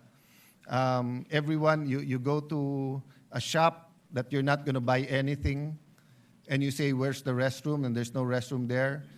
They'll excuse themselves, go out the door, and walk with you for a while and point you where it is, no? So there's a lot of things to learn in terms of culture. So I hope that the last few months of our ambassador here, of course, we all hope you're extended, but if not, the last few months, we can continue to work on more exchanges, more exchange students, more trips between the Japanese to the Philippines, the Filipinos to Japanese. You know, not just projects. We will not cement a relationship literally by just infrastructure projects using cement, but we will cement the relationship by people-to-people exchanges. And of course, we have a very good ambassador also in Japan. Not sure about the husband, but the ambassador is a very good ambassador. And lastly, you know, we honor the leaders of Japan that regardless of our foreign policy, regardless who our president is, they're there to help, they're there to build bridges.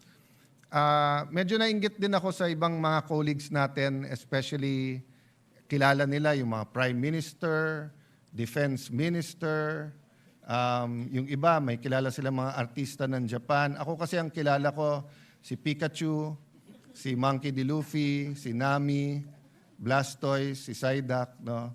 But I mentioned that just because, you know, even in the cultural, artistic creations of Japan, may it be from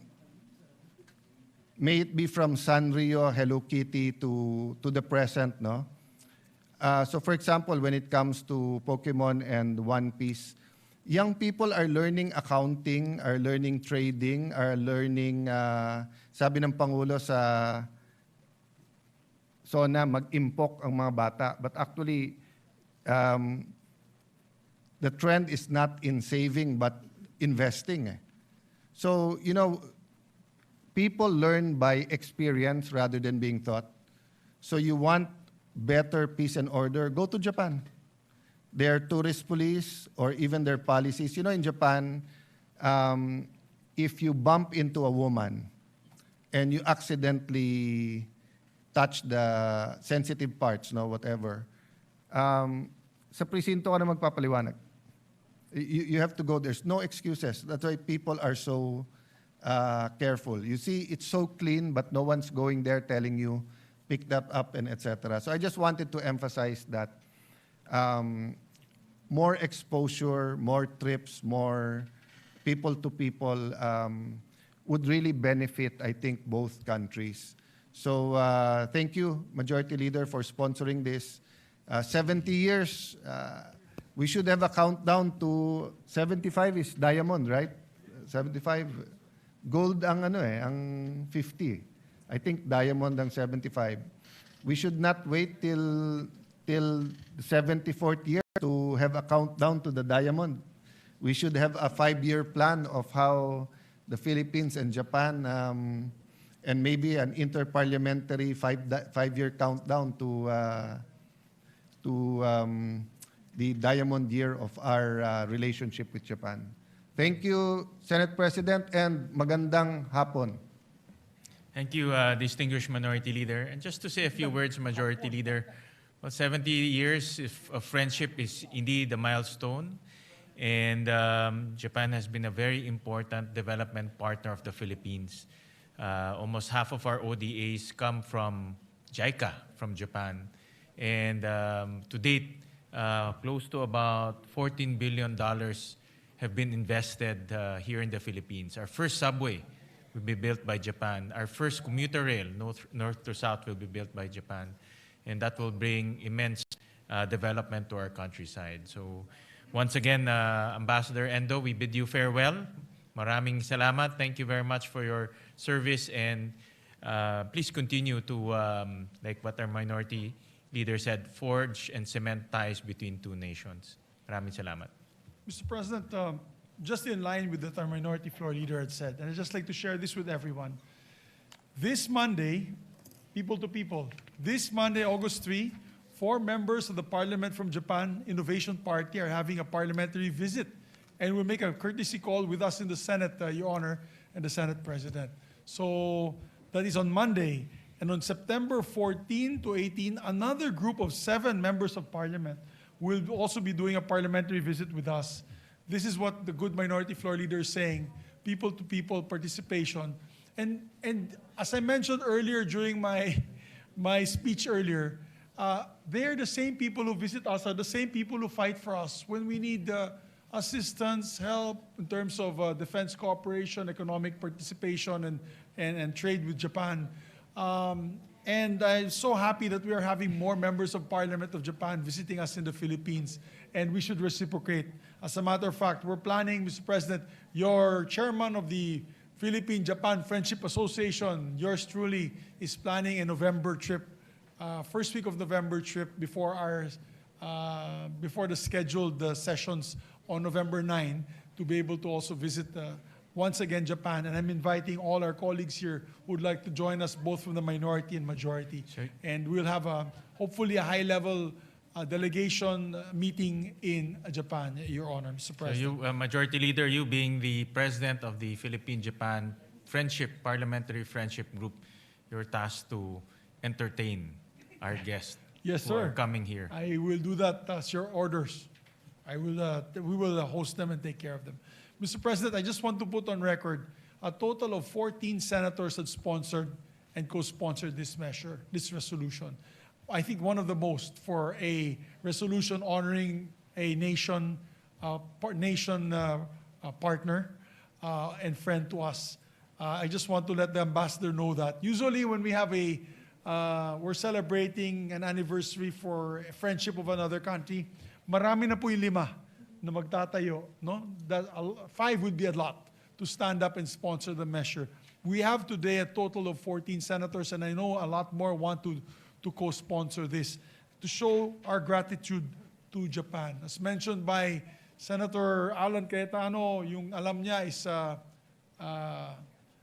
Pikachu and the others. Nung Sanrio. bata po kami ni Senator Alan, Voltes 5, si Steve, Little John, Koji Kabuto, of Mazinger Z. Akala ko po nung bata po ako lahat ng Hapon ay ganun ng itsura. Itsura ni Koji Kabuto. And so, with that, Mr. President, before we adopt the resolution, I'd just like to make one insertion, amendment to the resolution, if possible, with the permission of the body. On page 2, after line 7, we'd like to insert a new paragraph that reads as follows. Whereas the long-standing partnership, mutual trust, and strategic alignment between the Philippines and Japan is further exemplified by high-level engagements, including the historic address of Prime Minister Kishida Fumio before a joint session of the Philippine Congress in November 2023, the first of its kind by a Japanese Prime Minister, and the address of President Ferdinand Marcos Jr. before a joint session of the National Diet of Japan in May 2026, a rare distinction and regarded as a high diplomatic honor. I move to insert Is that. there any objection? Hearing none, the amendment of our Majority Leader is hereby carried. And Mr. President, with the permission of the body to make all members, all 24 members of this institution, as co-authors and co-sponsors. I so move, Mr. President. All senators are deemed co-authors and co-sponsors of the said measure. With that, Mr. President, I move to adopt proposed Senate Resolution number 502. Is there any objection? Hearing none, Resolution 502 is hereby adopted. May I ask for a minute Congratulations. suspension? Thank you, Mr. President. May I ask a minute suspension of our session to give the parchment, the resolution, to our distinguished Honorable Ambassador Endo Kazuya. Session suspended.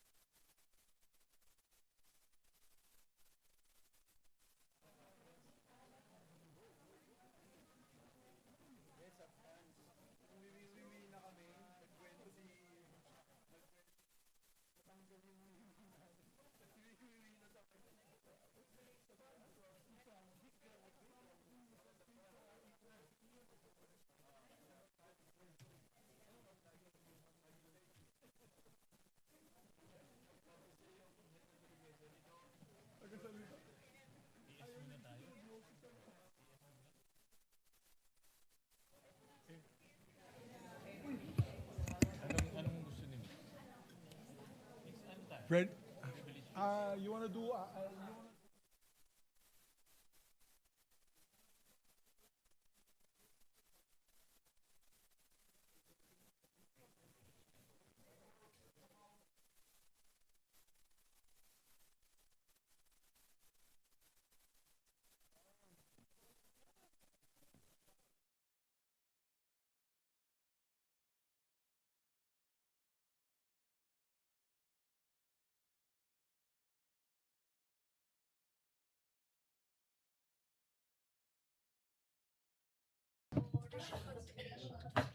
Thank you very much, Mr. President. Mr. President, Anong video? I move that we resume consideration of Senate Bill number 2272 under Committee Report number 71. Is there any objection? Hearing none, motion is approved. This is the strengthening our nutrition program. To sponsor the measure, may we recognize Senator Bam Aquino, and to interpolate, I believe, Senator Erwin Tulfo. Senator We Erwin? recognize the sponsor of the measure, Senator Bam Aquino, and to interpolate, Senator Erwin Tulfo. Privilege speech? Akala ko interpolate. So privilege speech na. Oh, okay. Mr. President, I stand corrected. Apparently, when Senator Bam Aquino approached me, that he and Senator Erwin would speak, I thought it was for his bill. Apparently, it's for privilege speeches. Yes, so, they are both scheduled to give privilege speeches. So with that, I withdraw my motion, Mr. President, for reconsideration or consideration of these measures. Is there any objection? Hearing none, the motion of the majority leader is hereby approved. May we recognize our minority floor leader, Mr. President, to elect the members of his minority bloc for chairmanships Yes, of his we committees. recognize our distinguished minority leader, Senator Alan Thank you, Cayetano. Mr. President. And to accommodate, our majority leader said we want to get to work despite our schedule. So may I also, I will read first those that are pending, then may I also manifest those have been read, but there might be some changes. So for the Committee on Public Works, Senator Mark Villar. For the Committee on Public Works. For the Committee on Cooperatives, Senator Marcos. For the Committee on Culture and Arts, Senator Legarda. For the Committee on Public Information, Senator Padilla. For the Committee on Sustainable Development Goals, Innovation and Futures Thinking, Senator Pia Cayetano. For the Committee on Tourism, Senator Marcoleta, who is celebrating his birthday today. For the Committee on Civil Service, Government Reorganization and Professional Regulation, Senator Legarda. For the Committee on Cultural Communities and Muslim Affairs, Senator Padilla. Senator Mark Villar will give way to Senator Estrada for the Committee on Financial Institution and Currency, Banks, Financial Institutions and Currencies. But Senator Mark Villar will be the Senior Vice Chairperson, as I manifest now, and will be the acting chair. Then the Committee on Government, Corporation, and Public Enterprise, Senator Camille Villar. Committee on Sports, Senator Go. Committee on Youth, Senator Go. Unless the majority leader has any comment, I'll ask for which one? Can I ask for a minute suspension? Session Which one? suspended.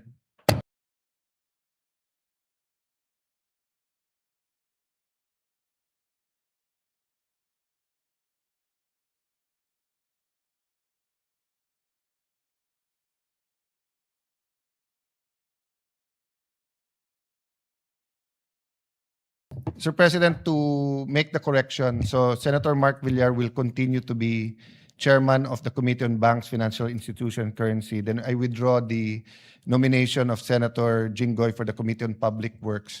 But we're asking the majority leader for possible committees for Senator Estrada, and maybe we can discuss it on Monday. Yes. Yes. If there's no objections, maybe it can be an omnibus motion Yes. to elect the following to the All right. said Is there any chairmanship. objection? Hearing none, the motion of the the minority leader is hereby approved, subject to the changes he mentioned.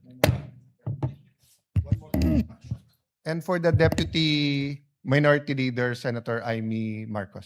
Is there any objection? Hearing none, Senator Amy Marcos So for is... the record, we are not anti-Marcos because we're electing Amy as the Deputy Minority Leader. Senator Amy Marcos is elected as the Deputy Minority Leader. Thank you. And we'd like to also reflect that as Deputy Minority Floor Leader, she'll be member of all committees as ex-official member. As A regular member. so recorded. So noted. Thank you. Mr. President, to avail of the privilege hour, may we recognize our distinguished colleague from Palawan and the Republic of the Philippines, Senator Erwin Tulfo. We recognize our distinguished colleague from Palawan, Senator Erwin Tulfo. Maraming salamat, Ginoong Pangulo. Maraming salamat, Majority Floor Leader. Mahal na Pangulo, mga kasamahan, ang kuryente o elektrisidad ang pangunahing nagpapatakbo sa ating mga tahanan, paaralan, ospital, mga negosyo, at maging sa ating pamahalaan.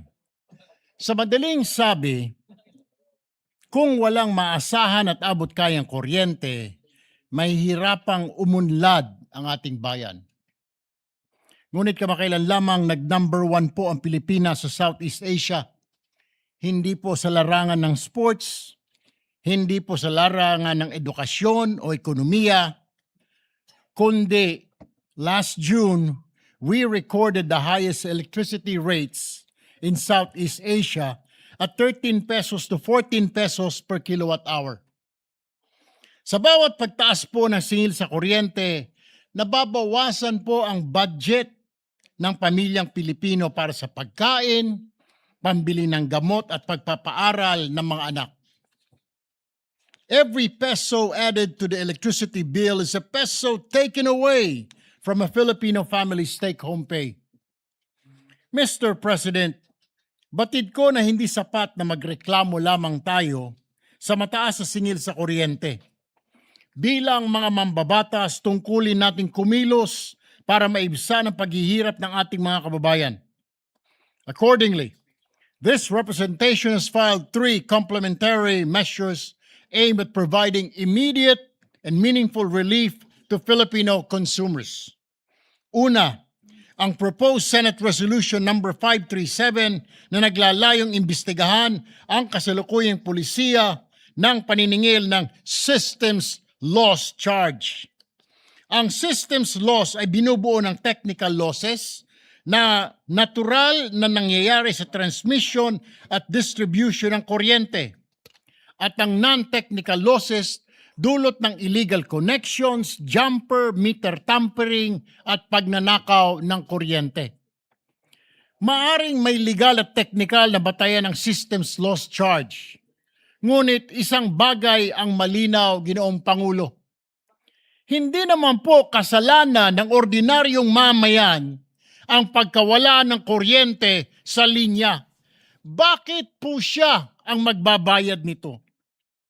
Ikalawa, ang Senate Bill number 2340 na nag-exempt sa systems loss charge mula sa 12% value-added tax o VAT para sa residential consumer. Sa ating kasalukuyang sistema, may systems loss na, may VAT pa na binabayaran tayo. Binubuwisan po at kailangan daw nating bayaran ang nawalang kuryente na hindi naman po natin nagamit, Ginoong Pangulo. Dobleng pasanin sa ating mga kababayan. Hanggang saan ba dapat ipasa sa consumers ang gastusing ito? Ikatlo, inihain din natin ang Senate Bill number 2339 na naglalayong tuluyang ipawalang bisa na ang energy tax sa ilalim ng Batas Pambansa bilang 36. When this law was passed in 1979, it sought to encourage energy conservation through an additional tax on high residential electricity consumption. Kaso mo, Ginoong Pangulo, iba na po ang panahon ngayon. Hindi na po luho ang kuryente, kundi pangunahing pangangailangan para sa pag-aaral, paghahanap buhay, komunikasyon, pangangalagang pangkalusugan at sa simpleng pamumuhay na may dangal at dignidad ng bawat pamilyang Pilipino. Ang bawat pisong matitipid sa electric bill ay maaaring maging dagdag sa pagkain, gamot matricula at emergency fund ng isang pamilya. Ayon mismo sa mga distribution utilities, ang systems loss ay isang regulated pass-through charge kung saan humigit kumulang 5% na karaniwang residential bill ay napupunta rito, habang mahigit 10% naman ay napupunta sa iba't ibang buwis at government charge. Kung may kapangyarihan po ang pamahalaan na suriin ang mga lumang pulisiya at alisin ang mga hindi na makatarungang pasanin, mayroon din po tayong tungkulin para ibasura ito. If we are serious about easing the burden on our people, then we must have the courage to revisit policies that have long been accepted but may no longer be fair, Mr. President. As I conclude, allow me also to acknowledge my fellow senators who have filed similar or related measures. Senator J.B. Ejercito, Senator Kiko Pangilinan, Senator Risa Ontiveros, Senator Lito Lapid, Senator Chis Escudero, Senator Bam Aquino, and Senator Amy Marcos, Senator Rodante Marcoleta, and Senate President Gatchalian. I therefore call on this chamber, both the majority and the minority, to join me, Mr. President, in supporting these measures and in working together toward an energy sector that is efficient, transparent, competitive, and above all, fair to the Filipino people. Maraming salamat po, Ginoong Pangulo. Maraming salamat, Senator Erwin. And it's really about time to revisit the IPIRA bill after many, many years. At tama ho kayo na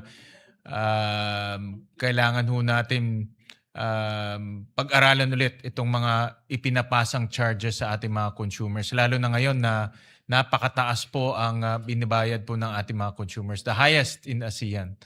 So maraming salamat. The sooner we can get this hearing going, the better for our consumers. Senator Bam Aquino, I think you'll also deliver a privilege speech. We recognize the gentleman from Tarlac, Senator Bam Aquino. Maraming salamat. Mga kaibigan, mga kababayan, Mr. President, karangalan ko po ngayon na pag-usapan ang isang bagay na talagang nakakabahala. Ang estado ng ating maliliit na negosyo or MSMEs. Bago pa man po tayo pumasok sa Senado, malapit na po ang maliliit na negosyo sa ating puso. At noong ating unang termino, ang unang batas na napasa po natin ay ang Go Negosyo Act of 2014 na nagbigay ng mas malaking access sa mga maliliit na negosyo sa tinatawag na 3Ms or money, market, and mentorship. Ang Go Negosyo Act po ang nagtatag ng mga negosyo center sa lahat ng syudad at munisipalidad upang mailapit ang mentoring, training, financing at business advisory service sa ating mga maliliit na negosyo. Sinulong din po natin noong unang termino ang Philippine Competition Act na nagbigay ng patas na laban sa mga negosyo at mas matibay na proteksyon sa mga namimili. Kaya napakalaking karangalan po na bumabalik tayo bilang chairperson ng Committee on Trade, Commerce, and Entrepreneurship. At noong Lunes na binuksan ang second session of the 20th Congress, natuwa po kami na isa sa mga pinangalangang priority ni Senate President Win Gatchalian ang pagpapalakas ng ating ekonomiya at pagpapagaan ng pagnenegosyo ng ating mga MSMEs. Ito rin po ay naging panawagan ng Pangulo sa kanyang SONA na tulungan ang mga maliliit na negosyo sa gitna ng krisis ng pagtaas ng presyo ng bilihin, kuryente at krudo. Mr. President, bilang chairperson ng Senate Committee on Trade, Commerce, and Entrepreneurship, handa po ang komite na tugunan ang mga pangailangan ng mga maliliit na negosyo na siyang 99% ng lahat ng rehistradong negosyo sa ating bansa. Ito po ang 5-point agenda ng committee upang matulungan ang mga maliliit na negosyo at upang palaguin ang problemado nating ekonomiya. Una po, dagdag suporta para sa MSME. Priority po natin ang amendments sa Magna Carta for MSME at sa Go Negosyo Act. Alam niyo po, nagbago na ang muka ng maliliit na negosyo. Nung una po nating term, nung pinasa ang Go Negosyo Act of 2014, nasa isip po namin ay sari-sari store at karinderya. Pero ngayon po, kasama na sa listahan ng MSME ang mga online seller, ang mga freelancer, ang mga content creator, ang ating virtual assistant at maging mga magsasaka at maliliit na food processor. Kasama rin po sa MSME ang ilang startup, social enterprise at iba pang mga makabagong negosyo. Kaya panahon na pong i-update ang mga batas para i-define ang MSME, para mabigyan sila ng tulong at para matugunan ang mga panibagong pangangailangan at panibagong anyo ng ating micro, small, and medium enterprises. Kasama rin po dito ang pag-amendya sa ating unang batas noong 2014, ang Go Negosyo Act. Layunin po nating gawing mas makabuluhan ang bawat negosyo center para maging tunay na katuwang ng bawat maliit na negosyo at entrepreneur. Palalawakin po natin ang access to capital, access to microinsurance at iba pang suportang kailangan ng ating maliit na negosyo. Pangalawa po sa agenda, panahon na rin pong seryosohin ang creative economy bilang isa sa mga bagong makina ng paglago ng ating ekonomiya. Matagal na po tayong nanonood, nakikinig at natutuwa kapag kinikilala ang mga Pilipino sa pandaigdigang entablado. Mula BINI, SB19, Filipino filmmakers, animators, game developers, Filipino fashion designers, graphic artists, writers, meron pong renewed interest in Filipino culture, food, and creativity. Kaya kailangan po nating suportahan at tulungan ang industriya na ito. Ang inspirasyon po natin ang KOCA ng Korea, kung saan saklaw po ng ahensyang ito ang pagpapalaganap ng Korean culture sa buong mundo. Nais po natin makita ang isang ahensya ng ating gobyerno na siyang kumakalinga sa ating Filipino creatives at tumulong sa kanilang expansion dito po sa pandaigdigang entablado. Third agenda po, isang massive local farmer and MSME support and voucher program.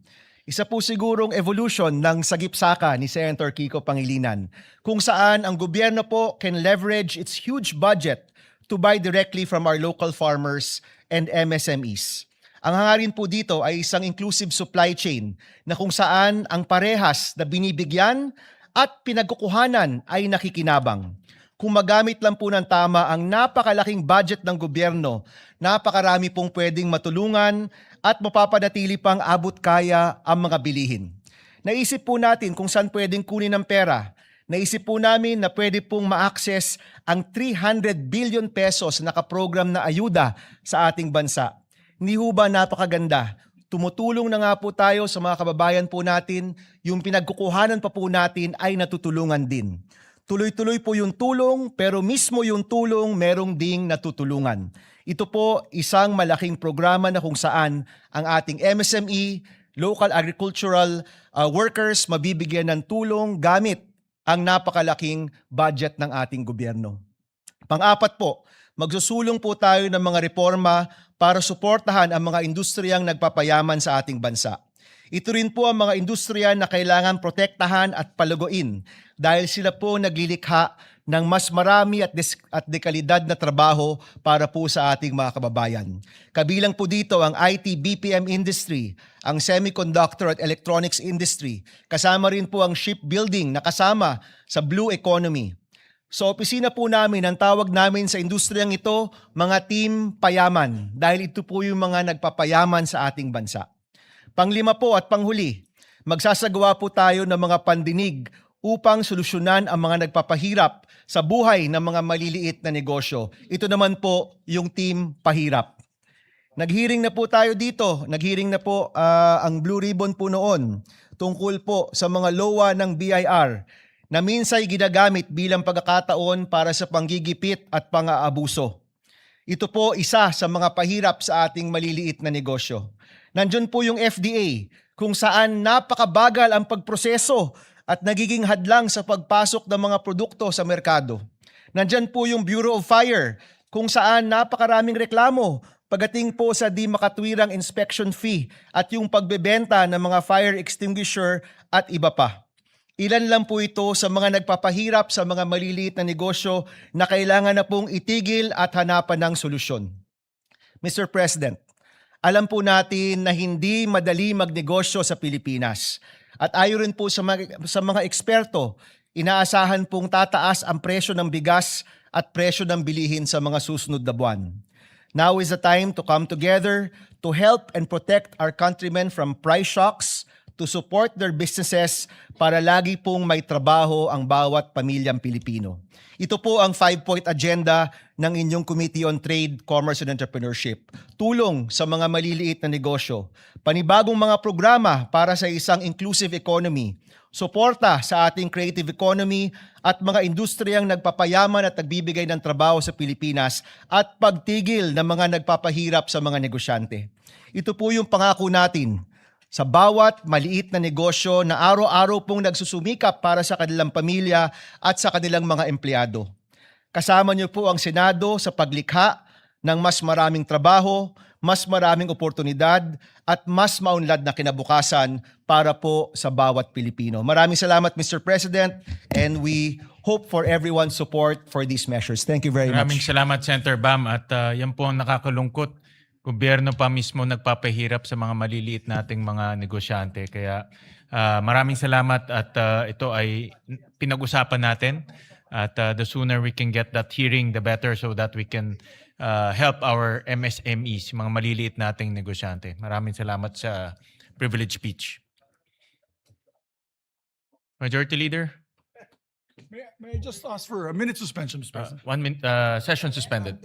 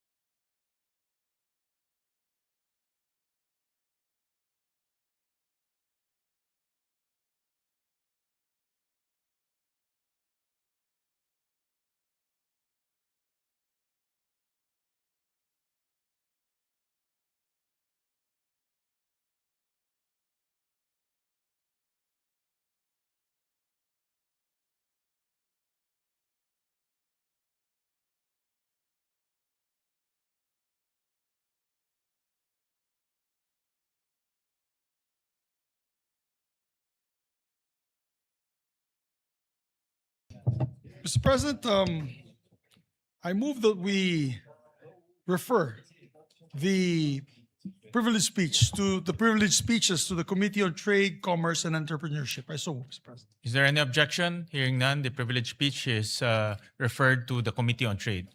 Thank you, Mr. President. I move as well, Mr. President, to, yes. And the Committee on Energy for the speech of Senator Erwin Tulfo. Is there any objection? Hearing none, the privilege speech of Senator Erwin Tulfo is hereby referred to Committee on Energy. Mr. President, I move that we elect as chairperson of the Committee on Public Works no other than our former Senate President, Tito Soto. Is there any objection? Hearing none, former Senate President Tito Soto is hereby elected as the chairman of the Committee on Public Works. And Mr. President, he would like to vacate the position as chairman of the Committee on Electoral Reforms and People's Participation. With the permission of the body, we move to elect Senator Jinggoy Estrada as the chairperson of the said committee. Is there any objection? Hearing none, Senator Jinggoy Estrada is hereby elected as the chairman of the Committee on Electoral Reforms. Yes.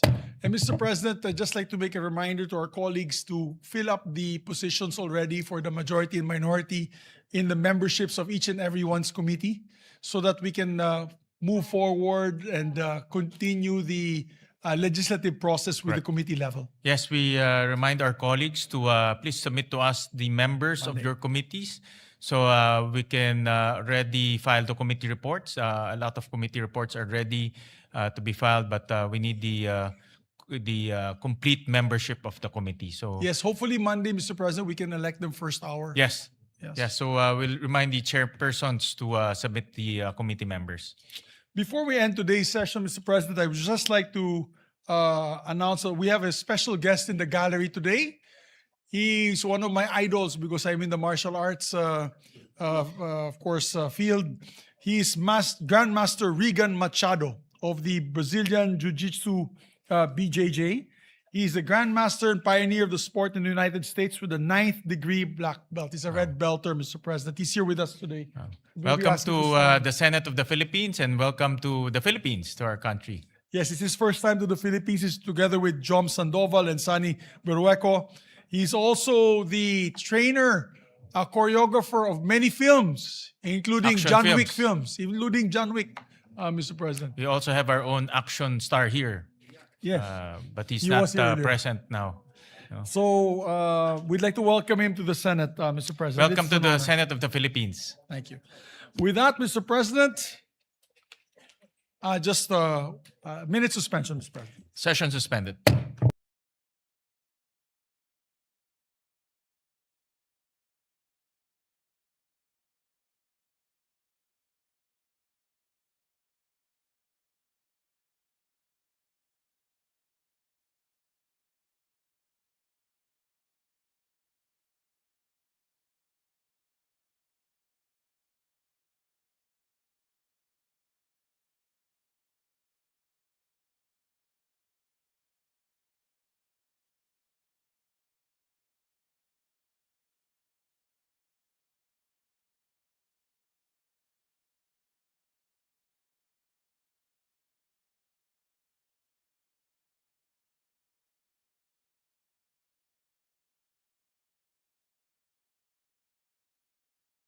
Mr. President, I move with the permission of the body to elect the members of the majority in the Committee on Banks and Financial Institutions and Currencies.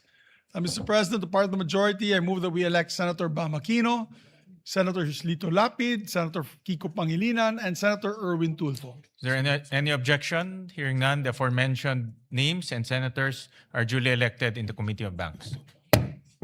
Thank you very much, Mr. President.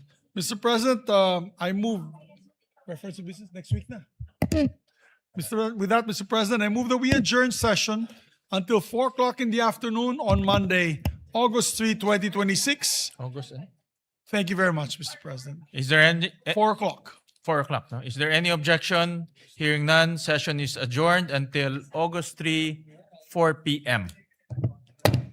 Thank you very much. Thank Mr. you. President. Thank you very much.